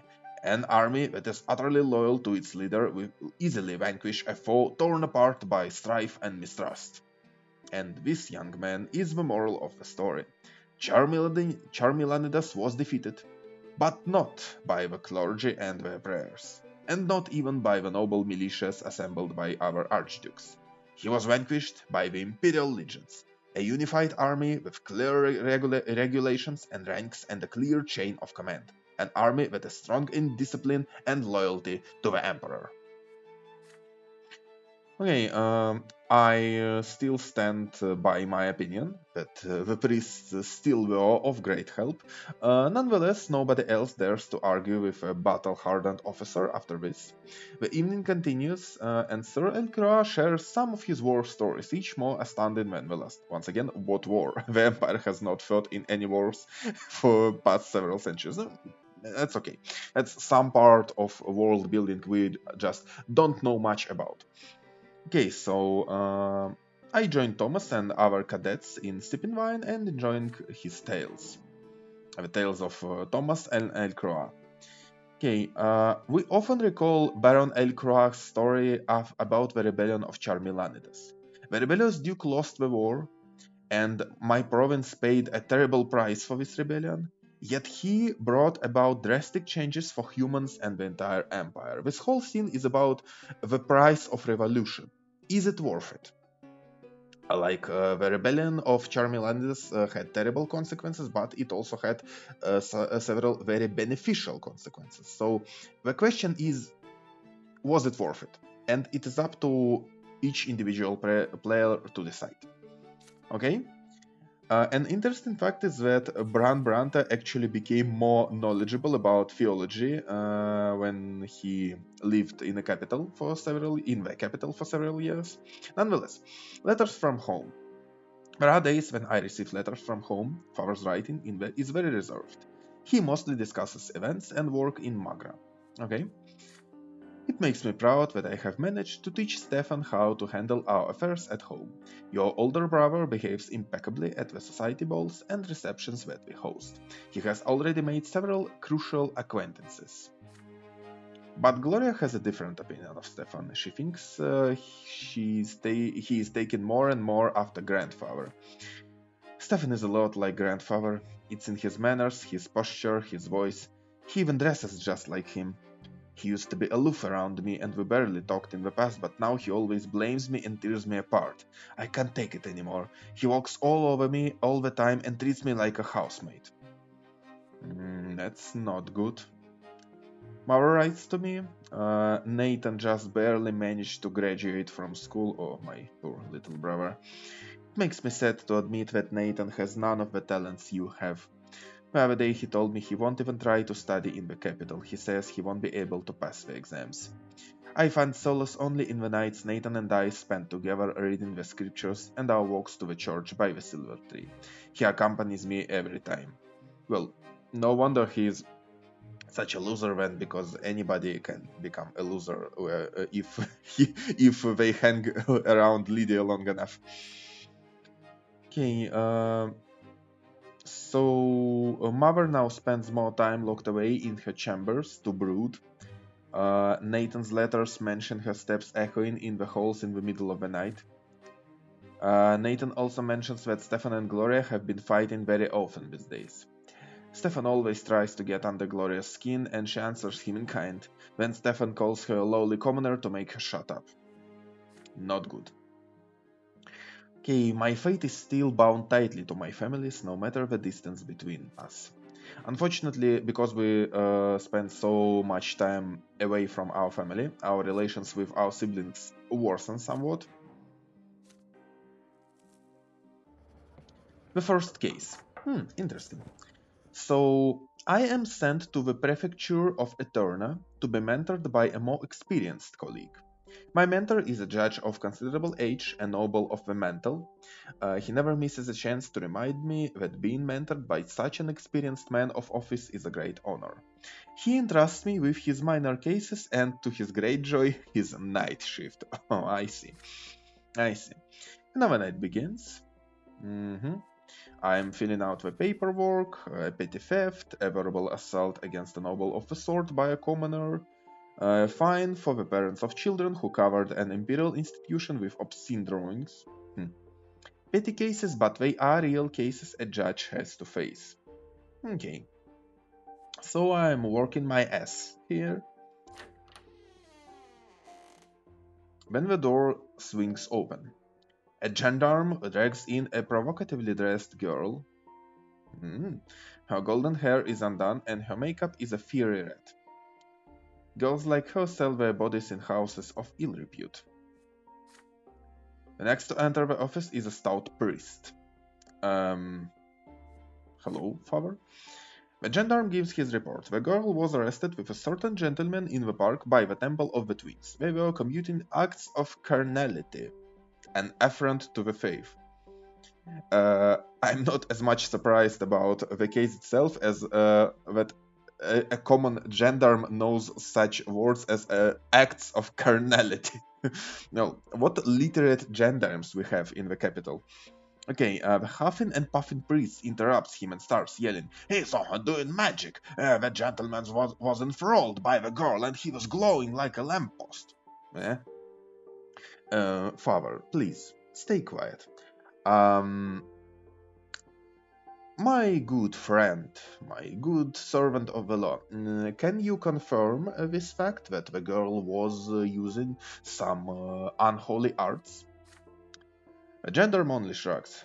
He didn't see anyone glowing. He arrested the girl for her sacrilegious conduct alone. The man in her company was a noble, so the gendarme couldn't bring himself to arrest him. He does, however, remember his name. Okay, the priest starts yelling again. "It was magic! You must refer this case to the Inquisition. This witch was loose on the streets of the Empire's illustrious capital, seducing good men with her vile charms." Well, I can certainly see her vile charms right before me. I see. Okay, the girl stays quiet all the while. Her eyes are emerald green. When she does speak, her voice is soft, like smooth velvet. "My name is Alice, Your Honor. All I did was obey the noble gentleman's wish. He wanted my affection right by the temple, and I dared not oppose him. I did not defy my lot, did I?" Okay, she looks up and meets my gaze as she says these words. Her eyes reflect the candlelight in the dusk, sending sparks of gold dancing around across the walls. The gendarme stands awkwardly by the door. The priest goes off on another rant. "Father, if I remember correctly, I told you to be quiet. I must decide how to resolve this unusual case on my own. The law says a judge must investigate all circumstances related to a case. I know the name of the nobleman who was seen with this girl, and I can find a way to resolve this matter and get the information I need from him. I can find this nobleman and interrogate him, basically. Okay, maybe this suspicious lady of evening is at the heart of the matter, and maybe she will reveal her true colors if I question her, and if the priest was right about her using magic of some kind to seduce this nobleman, then the girl's fate is sealed. She will be sent to the House of Humility or burned at the stake. Your Honor, I look into the eyes of a beautiful Alice and feel as though a divine light is shining upon me. This emotion flows like a river, it lifts me up. This is more than beauty, more than passion. Will I resist this call or will I heed it? Okay, what can we do? We can find the nobleman and improve our diplomacy and rescue Alice because I guess the nobleman will give us no proof that she was using any magic. If we interrogate Alice, we will in fact discover that she is a witch, and this will lead to her true death. She will be burned at the stake, as any mage or witch. Or we can release her, find a legal way to free her, and well, rescue her, of course. Well, I guess it is my duty as a judge to get to the heart of the matter, like either find the nobleman or interrogate the girl. But Bran's personal opinion is this: this girl, if she broke any law, didn't do it of her own volition, like because she wanted to. She did it because this nobleman was careless enough or haughty enough to make her do it. She is but a commoner. She was compelled to obey a nobleman's wishes. I think she is completely innocent in this case, and whether she is a witch or not, I care not about this. My first crush is a witch, so what? Witches and mages do not choose whether to be born with this unholy ability. So, I'm not gonna do what is just, I'm not gonna perform my duties properly, but I'm gonna do what's human, I guess. Humane, sorry, what's humane. Okay, my good friend, my good servant, and you, father, please be gone. I will take it from here. I am alone with Alice now. Flecks of gold dance in her eyes.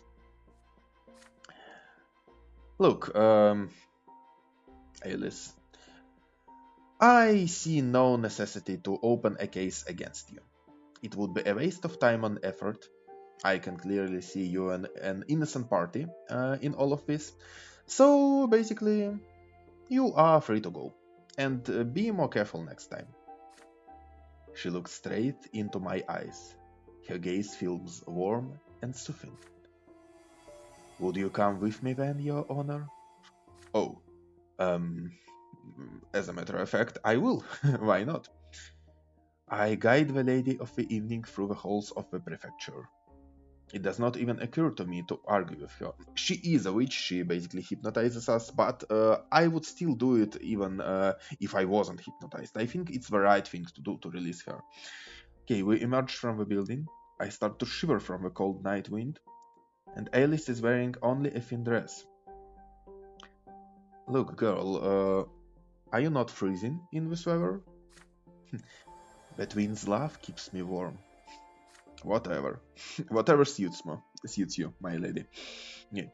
With a smile, she places her finger on my chest, as though showing where this love resides. I can feel the warmth emanating from her. It is more than human warmth, something more, something greater, something higher. Her lips gently touch mine. Oh, well, farewell, my virginity.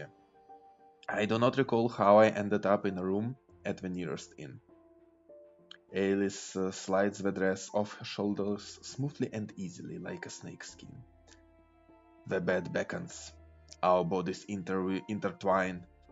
The taste of her lips is intoxicating. This is more than just a union of two bodies. This is true love, pure love, a love that cannot be imitated. The very love I have known ever since the moment of my birth. The love of the twins, I guess. As much as I deny that twins love us much, they still send us some beautiful angels from time to time, like this girl. So, thank you, twins. Thank you for your kindness. All doubts and worries are gone now. The utter joy is so intense it almost tears me apart. We do not sleep at night, yet I do not feel tired in the morning. On the contrary, there is a perfect clarity about my mind and a fresh spring in my step. Alice is asleep beside me, her golden hair strewn across the pillow. I quietly place her pay on the bedside table and look at her one last time before closing the door softly behind me. So, a special event has happened. We save the enigmatic singer and a lady of the evening, known as the Golden Voice, from an untimely death at the stake. We did not perform our duty properly, but we did something more important. We acted with kindness. I think kindness is more important than justice sometimes. Oh, the Overseer of Magra. So, two major events take place while I am busy living my life. Firstly, Cornelius Tempest is no longer the great chancellor of the empire. He has been ousted and sent back to his province. That sucks because Cornelius Tempest was great. He had a right idea what to do with the empire. His replacement is the Archduke of Monia, Egerius Monrock. Oh fuck, not a good news. Not a good news at all. The most powerful lord in the realm, the same Monrock who sought to shut down the Imperial College, He finally convinced the Emperor that his brother Cornelius was giving too much freedom to the lowborn. Schemer! Now the policies of the Empire will be reversed. Many fear that the new Great Chancellor will destroy the imperial code of laws and other achievements of Cornelius. There are cautious rumors among the people. They say the new Great Chancellor is going to revoke the right of the common lot to be ennobled by the mantle. Oh, not good. Not good at all.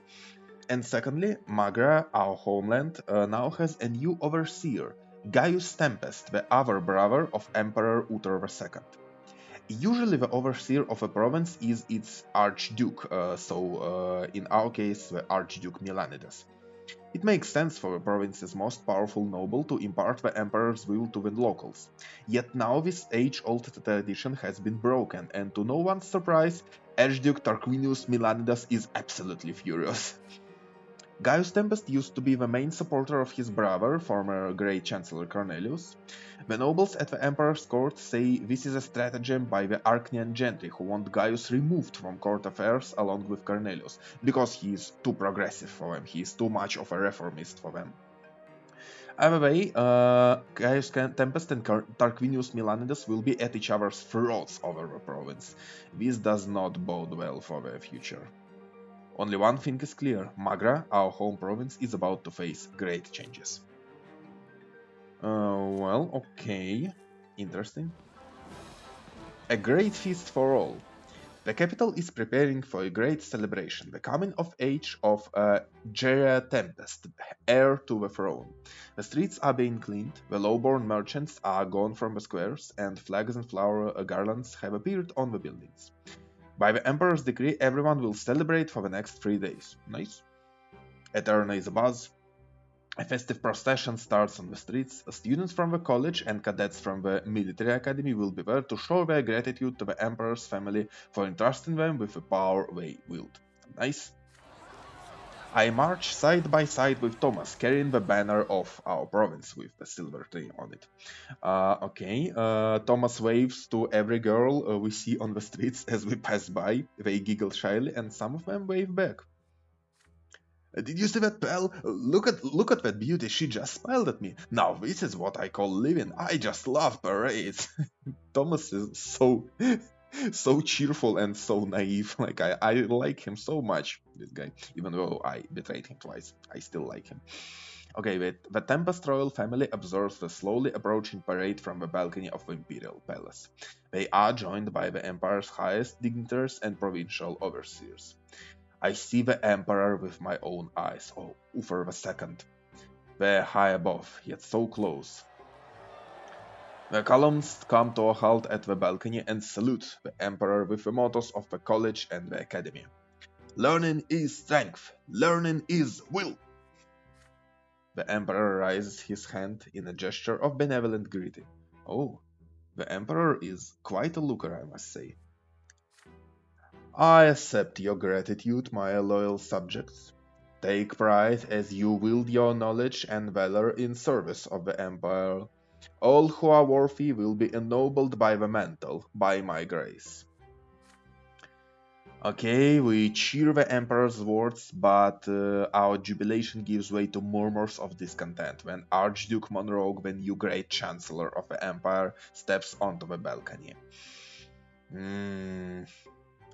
The Archduke is a force to be reckoned with. He is the de facto leader of the Archnian gentry, as well as Great Chancellor, and don't like this guy. Hail, you Emperor, common folk. Be forever obedient and grateful for the good graces you do not deserve by birth. Okay, so booed by the crowd, the Archduke rejoins the dignitaries in the back row.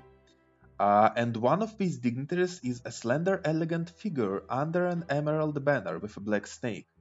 Octavia Milanides. We meet once again. Daughter to the Archduke of Magra. No, that's new. You noticed Octavia too, eh? Yeah, Thomas, I did. Our Archduke Milanides sent his daughter in his stead. That's a sign of disrespect for the Emperor if I ever seen one. Is he so enraged because he's no longer the overseer of Magra? I mean, you can imagine his surprise. That's never happened before. But then everyone grows silent.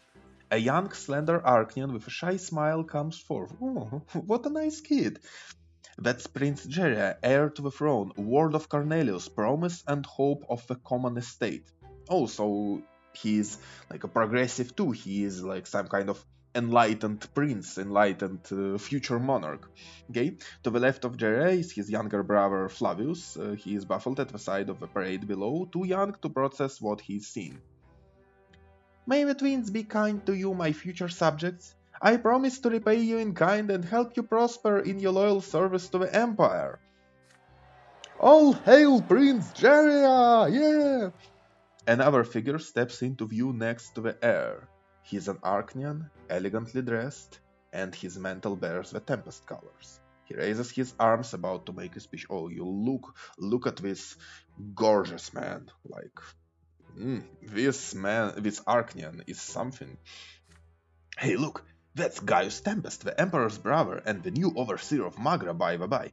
It seems the Archnian elders want him as far from the throne as possible, just like his other brother Cornelius. Those two have been promising too many freedoms to commoners like you and me.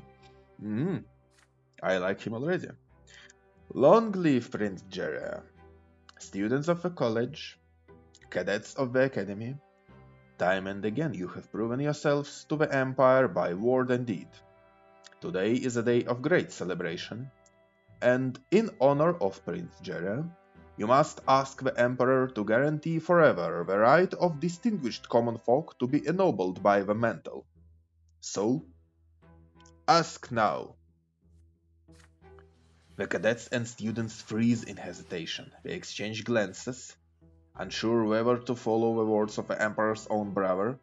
Prince Jeria also remains still, awaiting a reaction from the crowd. Archduke Manroque briskly steps into view once more.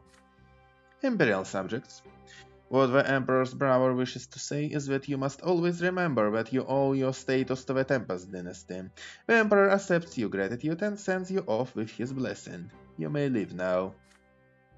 But the columns stay where they are. That's not what Gaius Tempest said. Let the Emperor hear us. The law. We ask for the law. Okay, so commotion and murmurs spread over the crowd as some of the future nobles refuse to follow the Archduke's order.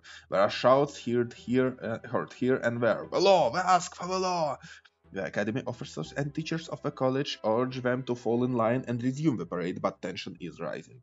I have to decide where I stand here. So, what we can do? We can bide our time, do not do anything, basically. Not to do anything, basically. We can follow the order of the Archduke and direct our column to withdraw from the square. Or we can demand our rights, join the call to have our right to nobility codified. Well, hey, you know what? I think Gaius Tempest's claim is just and right. Like, we should ask for such law. It is the right thing to do. Okay, I cry out in support of Gaius Tempest's call for the law. I have the right to be heard and I have the right to ask. We have the right to be heard. Students, comrades, cadets. The law, the law, the law, the law, the law. The chant grows louder with every second. The law, the law. Inspired by the support of my fellow students and cadets, I move through the square and urge others to join us.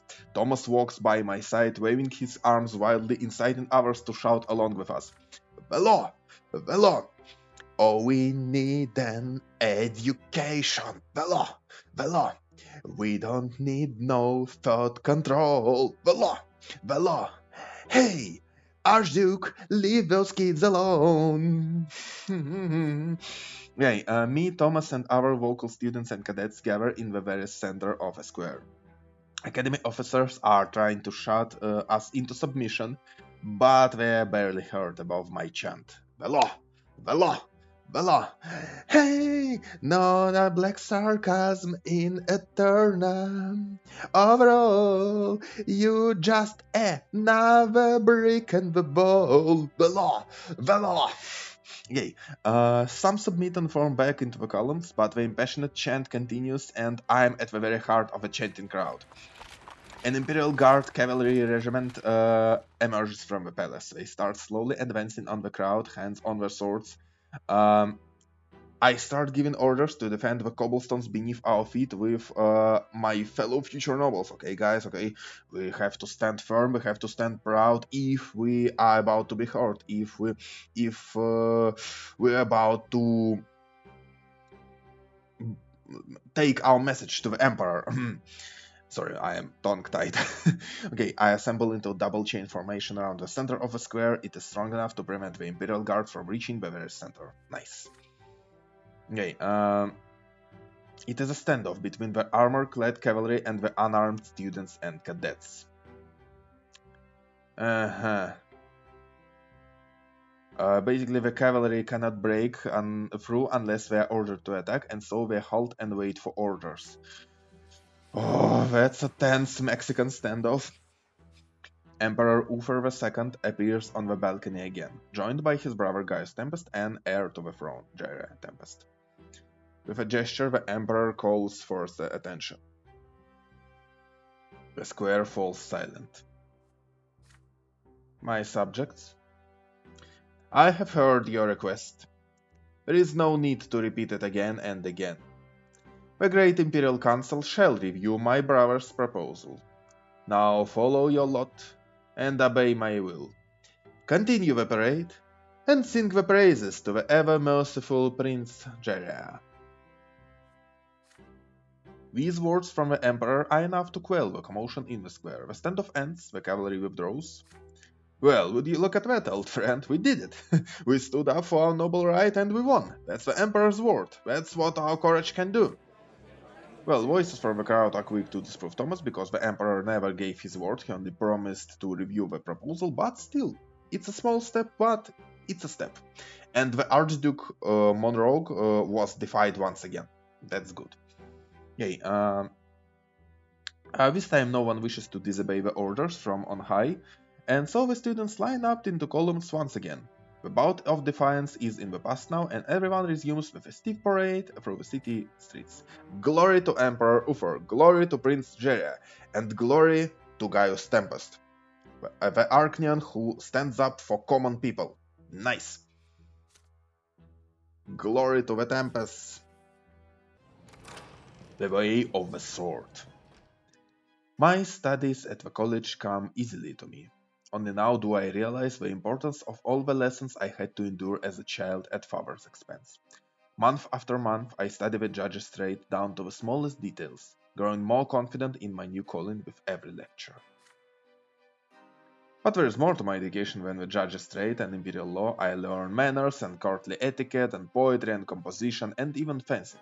Because nobles can pursue arts, I must know something about, well, the arts, music and paintings and poetry and such. You know, some days I go with Thomas to a deserted patch of land to practice with a sword. Okay, the day of my judge's exam comes. I send my test results to father, and he replies with an appointment to a judge's office at the prefecture of Magra. Now I have a new life and a new profession back home. I will return to my hometown as a judge, and I will work side by side with my father. This is great. It is early morning at the great temple of the twins. My heart skips a bit as I step inside the temple. It feels like that day from my childhood again. The priest is standing at the altar and the temple is divided into two halves. But Bran Brante is no longer a frightened little child who decided to submit to his lot of suffering, yet swore to rise above it, because this is the day I rise above my birth. This is the day I rise above my common lot. I am now a grown man who is about to become a noble. The floor on the common side is there to cause pain. I feel the jagged edges even through the soles of my boots. This pain marks my final few seconds as a commoner. Finally! Finally! The priest stands before me. I kneel again, but now there's warm, smooth marble under my knees. From this day forth, your lot is strength and will. From this day forth you will rule and fight and pursue the arts. Now rise, noble. I place my lips on the smooth steel of the sword. The trembling I felt ever since my first sacrament is now completely gone. I rise a new man, my every motion now uncannily accurate, my thoughts surprisingly fresh, my muscles ready to face the fight. This day feels worthy of a poem, and now I can compose one if I wish. So such is the power of the lot. My lot changes, and with it, the twins change my very nature. They make me more accustomed, more suited for fighting and ruling and being a nobleman, basically. Nice. The mark of the lash on my back is gone completely, erased forever. I hurry from the sacrament back to my room at the college. My father's gift awaits me there, a sword. My very own sword. From the very day I asked my father to teach me fencing, I've dreamt of this, to get my own sword. It's finally happening. Now to celebrate. All college students are invited to the college tournament, then a party. The sword feels wonderful in my hand, a promise of future victories. The tournament begins. Okay, never in my entire life I have seen so many beautiful noble ladies in one place. But there is only one who attracts everybody's attention. The raven-haired, black-eyed Octavia Milanidas, of course, of course. The daughter to the Archduke of Magra has graced the tournament with a visit. He is wearing a dress of emerald green. She is surrounded by her ladies-in-waiting, all beauties in their own right. When a noble enters the tournament, he must announce the name of the lady whose honor he is fighting for. Many shout the names of their loved ones in the stalls. Many would fight for Octavia, but the responsibility is too great. Like, if you lose while fighting in Octavia's name, the shame would be disastrous. I take a few jabs with a sword. The young lady Octavia hides her face behind the hand fan, yet her eyes watch me with curiosity. Okay, so what can we do? We can fight in Octavia's name and make her intrigued by us. Like she will be interested in us, that we were brave enough to fight in her name. We can't address Octavia publicly because she already remembers us. Basically, we do not need to get acquainted with her once again. We can choose a lady of the court to fight for, but it's a shitty choice because all we will accomplish that way is that Octavia will be ill-disposed to us. Not good. Or we can dedicate a fight to our father. What does that mean? We can do it because we have studied fencing from a young age, from childhood. It will still bring us a change of relations with Octavia. She will be intrigued by us. But what is more important, it will bring us a victory in the tournament. So what is more proper from a role-playing perspective? Fight in Octavia's name or dedicate the fight to my father? Well, I think as much as Bran is interested in Octavia, we had a great night at the ball in the palace of Cornelius Tempest. My love for my father is beyond measure. Like, I love him very much. I'm so grateful to him. So yeah, I approach the stalls. I am Bran of the Brantes, from city of Anisot. I will fight in the name of my father, Robert Brante, noble of the mantle. I earned my noble title only because he taught me well, and honor demands that I dedicate my victories to him today. The stalls grow quiet. Unlike the other fighters, I am not fighting in a lady's name. The first fight begins. The rules are the same as for any noble duel. Whoever draws first blood wins. Okay, my first opponent does not put up much of a fight. Okay, I prevail in 3 fights in a row actually when prepared to face a new opponent. He was mentored at the prefecture of Eterna after me.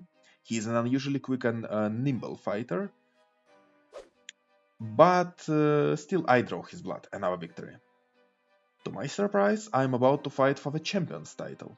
I will face Jose or Jose, let's make it Jose. Jose Pelletier, the best fencer in the college, with 5 wins in this tournament alone. Oh. Okay, Sir Jose, let's see what you're made of. My skill pales before the mastery he has attained after months of grueling practice with a sword. He assaults me with a flurry of cuts, thrusts, and jabs. I can barely react in time to deflect them. But then I recall a bright moment from my childhood. This is why a victory in the tournament is only possible if you unlocked the fencing lesson back in the childhood chapter. I remember my very first fencing lesson with father, the first man to teach me how to dodge a lunge. Aha! Nice. I stand more confidently now. Okay, Sir Hassan. Come and get me if you can. I take a few steps back. His movements are too learned, too mechanical. I try a trick. I pretend there is an opening in my defense. I rush him suddenly, then follow my assault with a feint. The sudden, unpredictable attack catches my opponent off guard. He jumps to the side, but not before the very tip of my sword catches Pelletier on the right shoulder. He is itching to continue the fight, but a patch of red spreads across the sleeve of his shirt. First blood. First blood is drawn. Ladies and gentlemen, victory! I salute the stalls. I dedicate this victory to my father, Robert Brante, to whom I owe everything I have. My fellow students pick me up and carry to the stalls as everyone chants my name. Brante! Brante! Brante! The winner's reward is the tournament ribbon. And Lady Octavia Milanides, the tournament's guest of honor, will tie it around my sword herself. Okay. The daughter of the Archduke walks toward me. All this time, Octavia has been watching me closely from behind her emerald hand fan. She ties the ribbon of honor around my blade. You have proven yourself admirably, Sir Brante. A worthy victory. Your father has every right to be proud. The son of a judge from Anisot. Who could have known we would meet one another here in the capital of the empire? I must say I am amazed. I will remember your name. I simply bow. I am deeply touched that Octavia showed such interest in me. The eyes of the young Archduchess follow me even as I leave the arena victorious. I will remember this day for the rest of my life, the day when I became a noble. So, Octavia is intrigued. She has taken an interest in me. We improve our valor. We have earned the judge's mantle and the noble title. We graduated from the college. And most importantly, we unlocked the special event, Victory in the Tournament. We prevail over every opponent in the Imperial College tournament. Nice!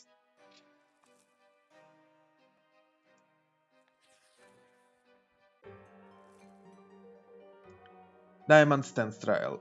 This event is very unimportant for noblemen. Basically, the Patriarch of Astinia, the Apostle of New Faith, Junius Diamond, stands trial for heresy, but he refuses to stand trial and basically tells the Inquisition to go screw themselves. It's still a part of the schism between the old faith and new faith. As you can see, the church rating changes once again.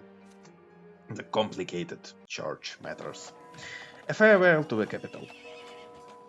The Reglata and Talrina rivers meet outside the city walls. I have barely left the capital since I came here all those years ago, 4 years ago to be precise. A breeze is blowing in my face, and the bright noon sun hangs above the shining pillar. My stay in Turna has come to an end. Actually, that's a pity. I have come to love this city. That's a pity. I have come to love this city. I'm so noble now. I'm even speaking in rhymes spontaneously. Okay. Truth be told, I like Eterna. I like its beauty, its elegance, its pleasures, its vices. I very much like its vices. Nonetheless, I arrived here a boy full of hopes and aspirations, and now I have to leave. And here I have finally found my path, though Eterna did not become my home. I became a nobleman and a judge, and also lost my virginity here. I, I experienced the first uh, pleasure of the flesh, so to speak. Nonetheless, now I am one of the rulers, the warriors, the pleasure seekers, the creators, those who spill their blood for the empire and family and honor, those who keep and honor the age old traditions. Such is my lot now. I have risen above my humble beginnings and earned a new lot in life. I am to work in the prefecture of my home province as a judge. My friend Thomas was by my side all the while, and I fondly recall our walks through the streets of Etorna, our secret fencing lessons, our heartfelt discussions. Though I was not a good friend for Thomas, Thomas was a great friend for me. I, though I did shitty things to him, I like this guy. I like him because he's so much better than me. He's so much kinder and more honest and braver than me. I like him. I have no doubt my future back in Anizot will be full of glory. Then I recall the black, enigmatic eyes of Octavia Milantes, an Archneum from one of the great dynasties. A woman whose beauty and majesty make me tremble. It does indeed. What a woman. What a woman. I heard she would be returning to the court of your father in Magra. Will I ever see her again? I certainly hope so. I will meet father once more. I have fulfilled all his hopes, succeeded in my studies, and continued my family's noble legacy. But there is still more to do. I have promised to my grandfather and to my blood tide, by extension, that I will walk towards earning us the nobility of the sword, towards elevating our family to this hereditary noble title. Okay, I recall my older brother Stefan. Now that I have been ennobled, we are practically equals, and I should follow an old tradition and bring him a gift. So I head for the market district of Eterna.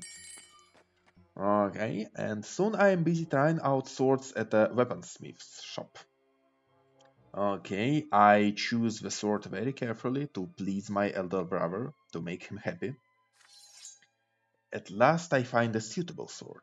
Blackened steel, a subtle ornament of leaves on the blade, and the grip shaped like women vines.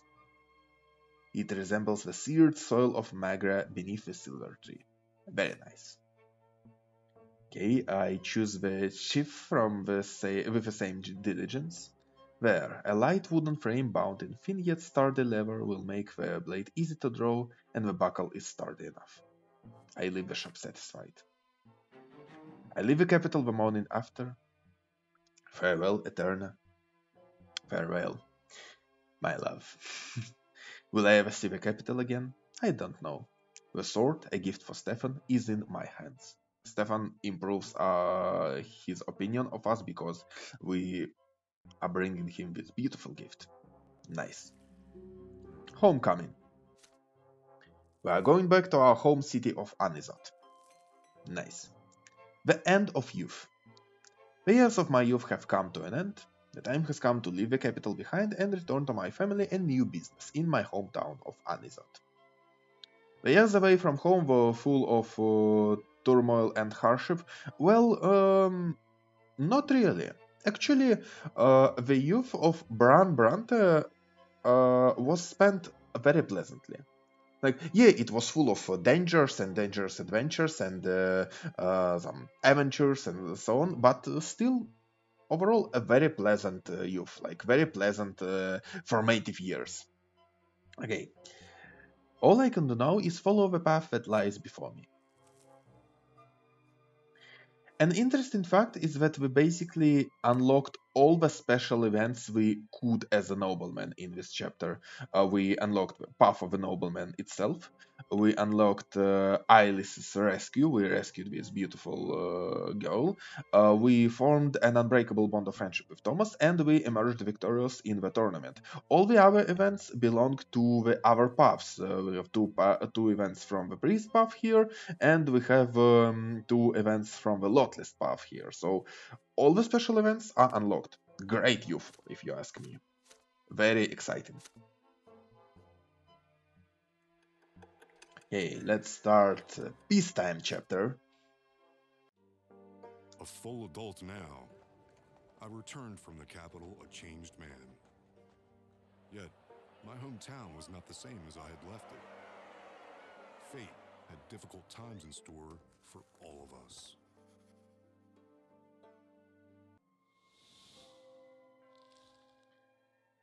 Okay, so let's start the chapter. We rode back home. As the carriage wheels clack a steady rhythm over the cobblestones, I watch the lands of Magra, rendered dry and desolate by ancient magic. So, I am back. But I am no longer the boy who left it by this very road 4 years ago.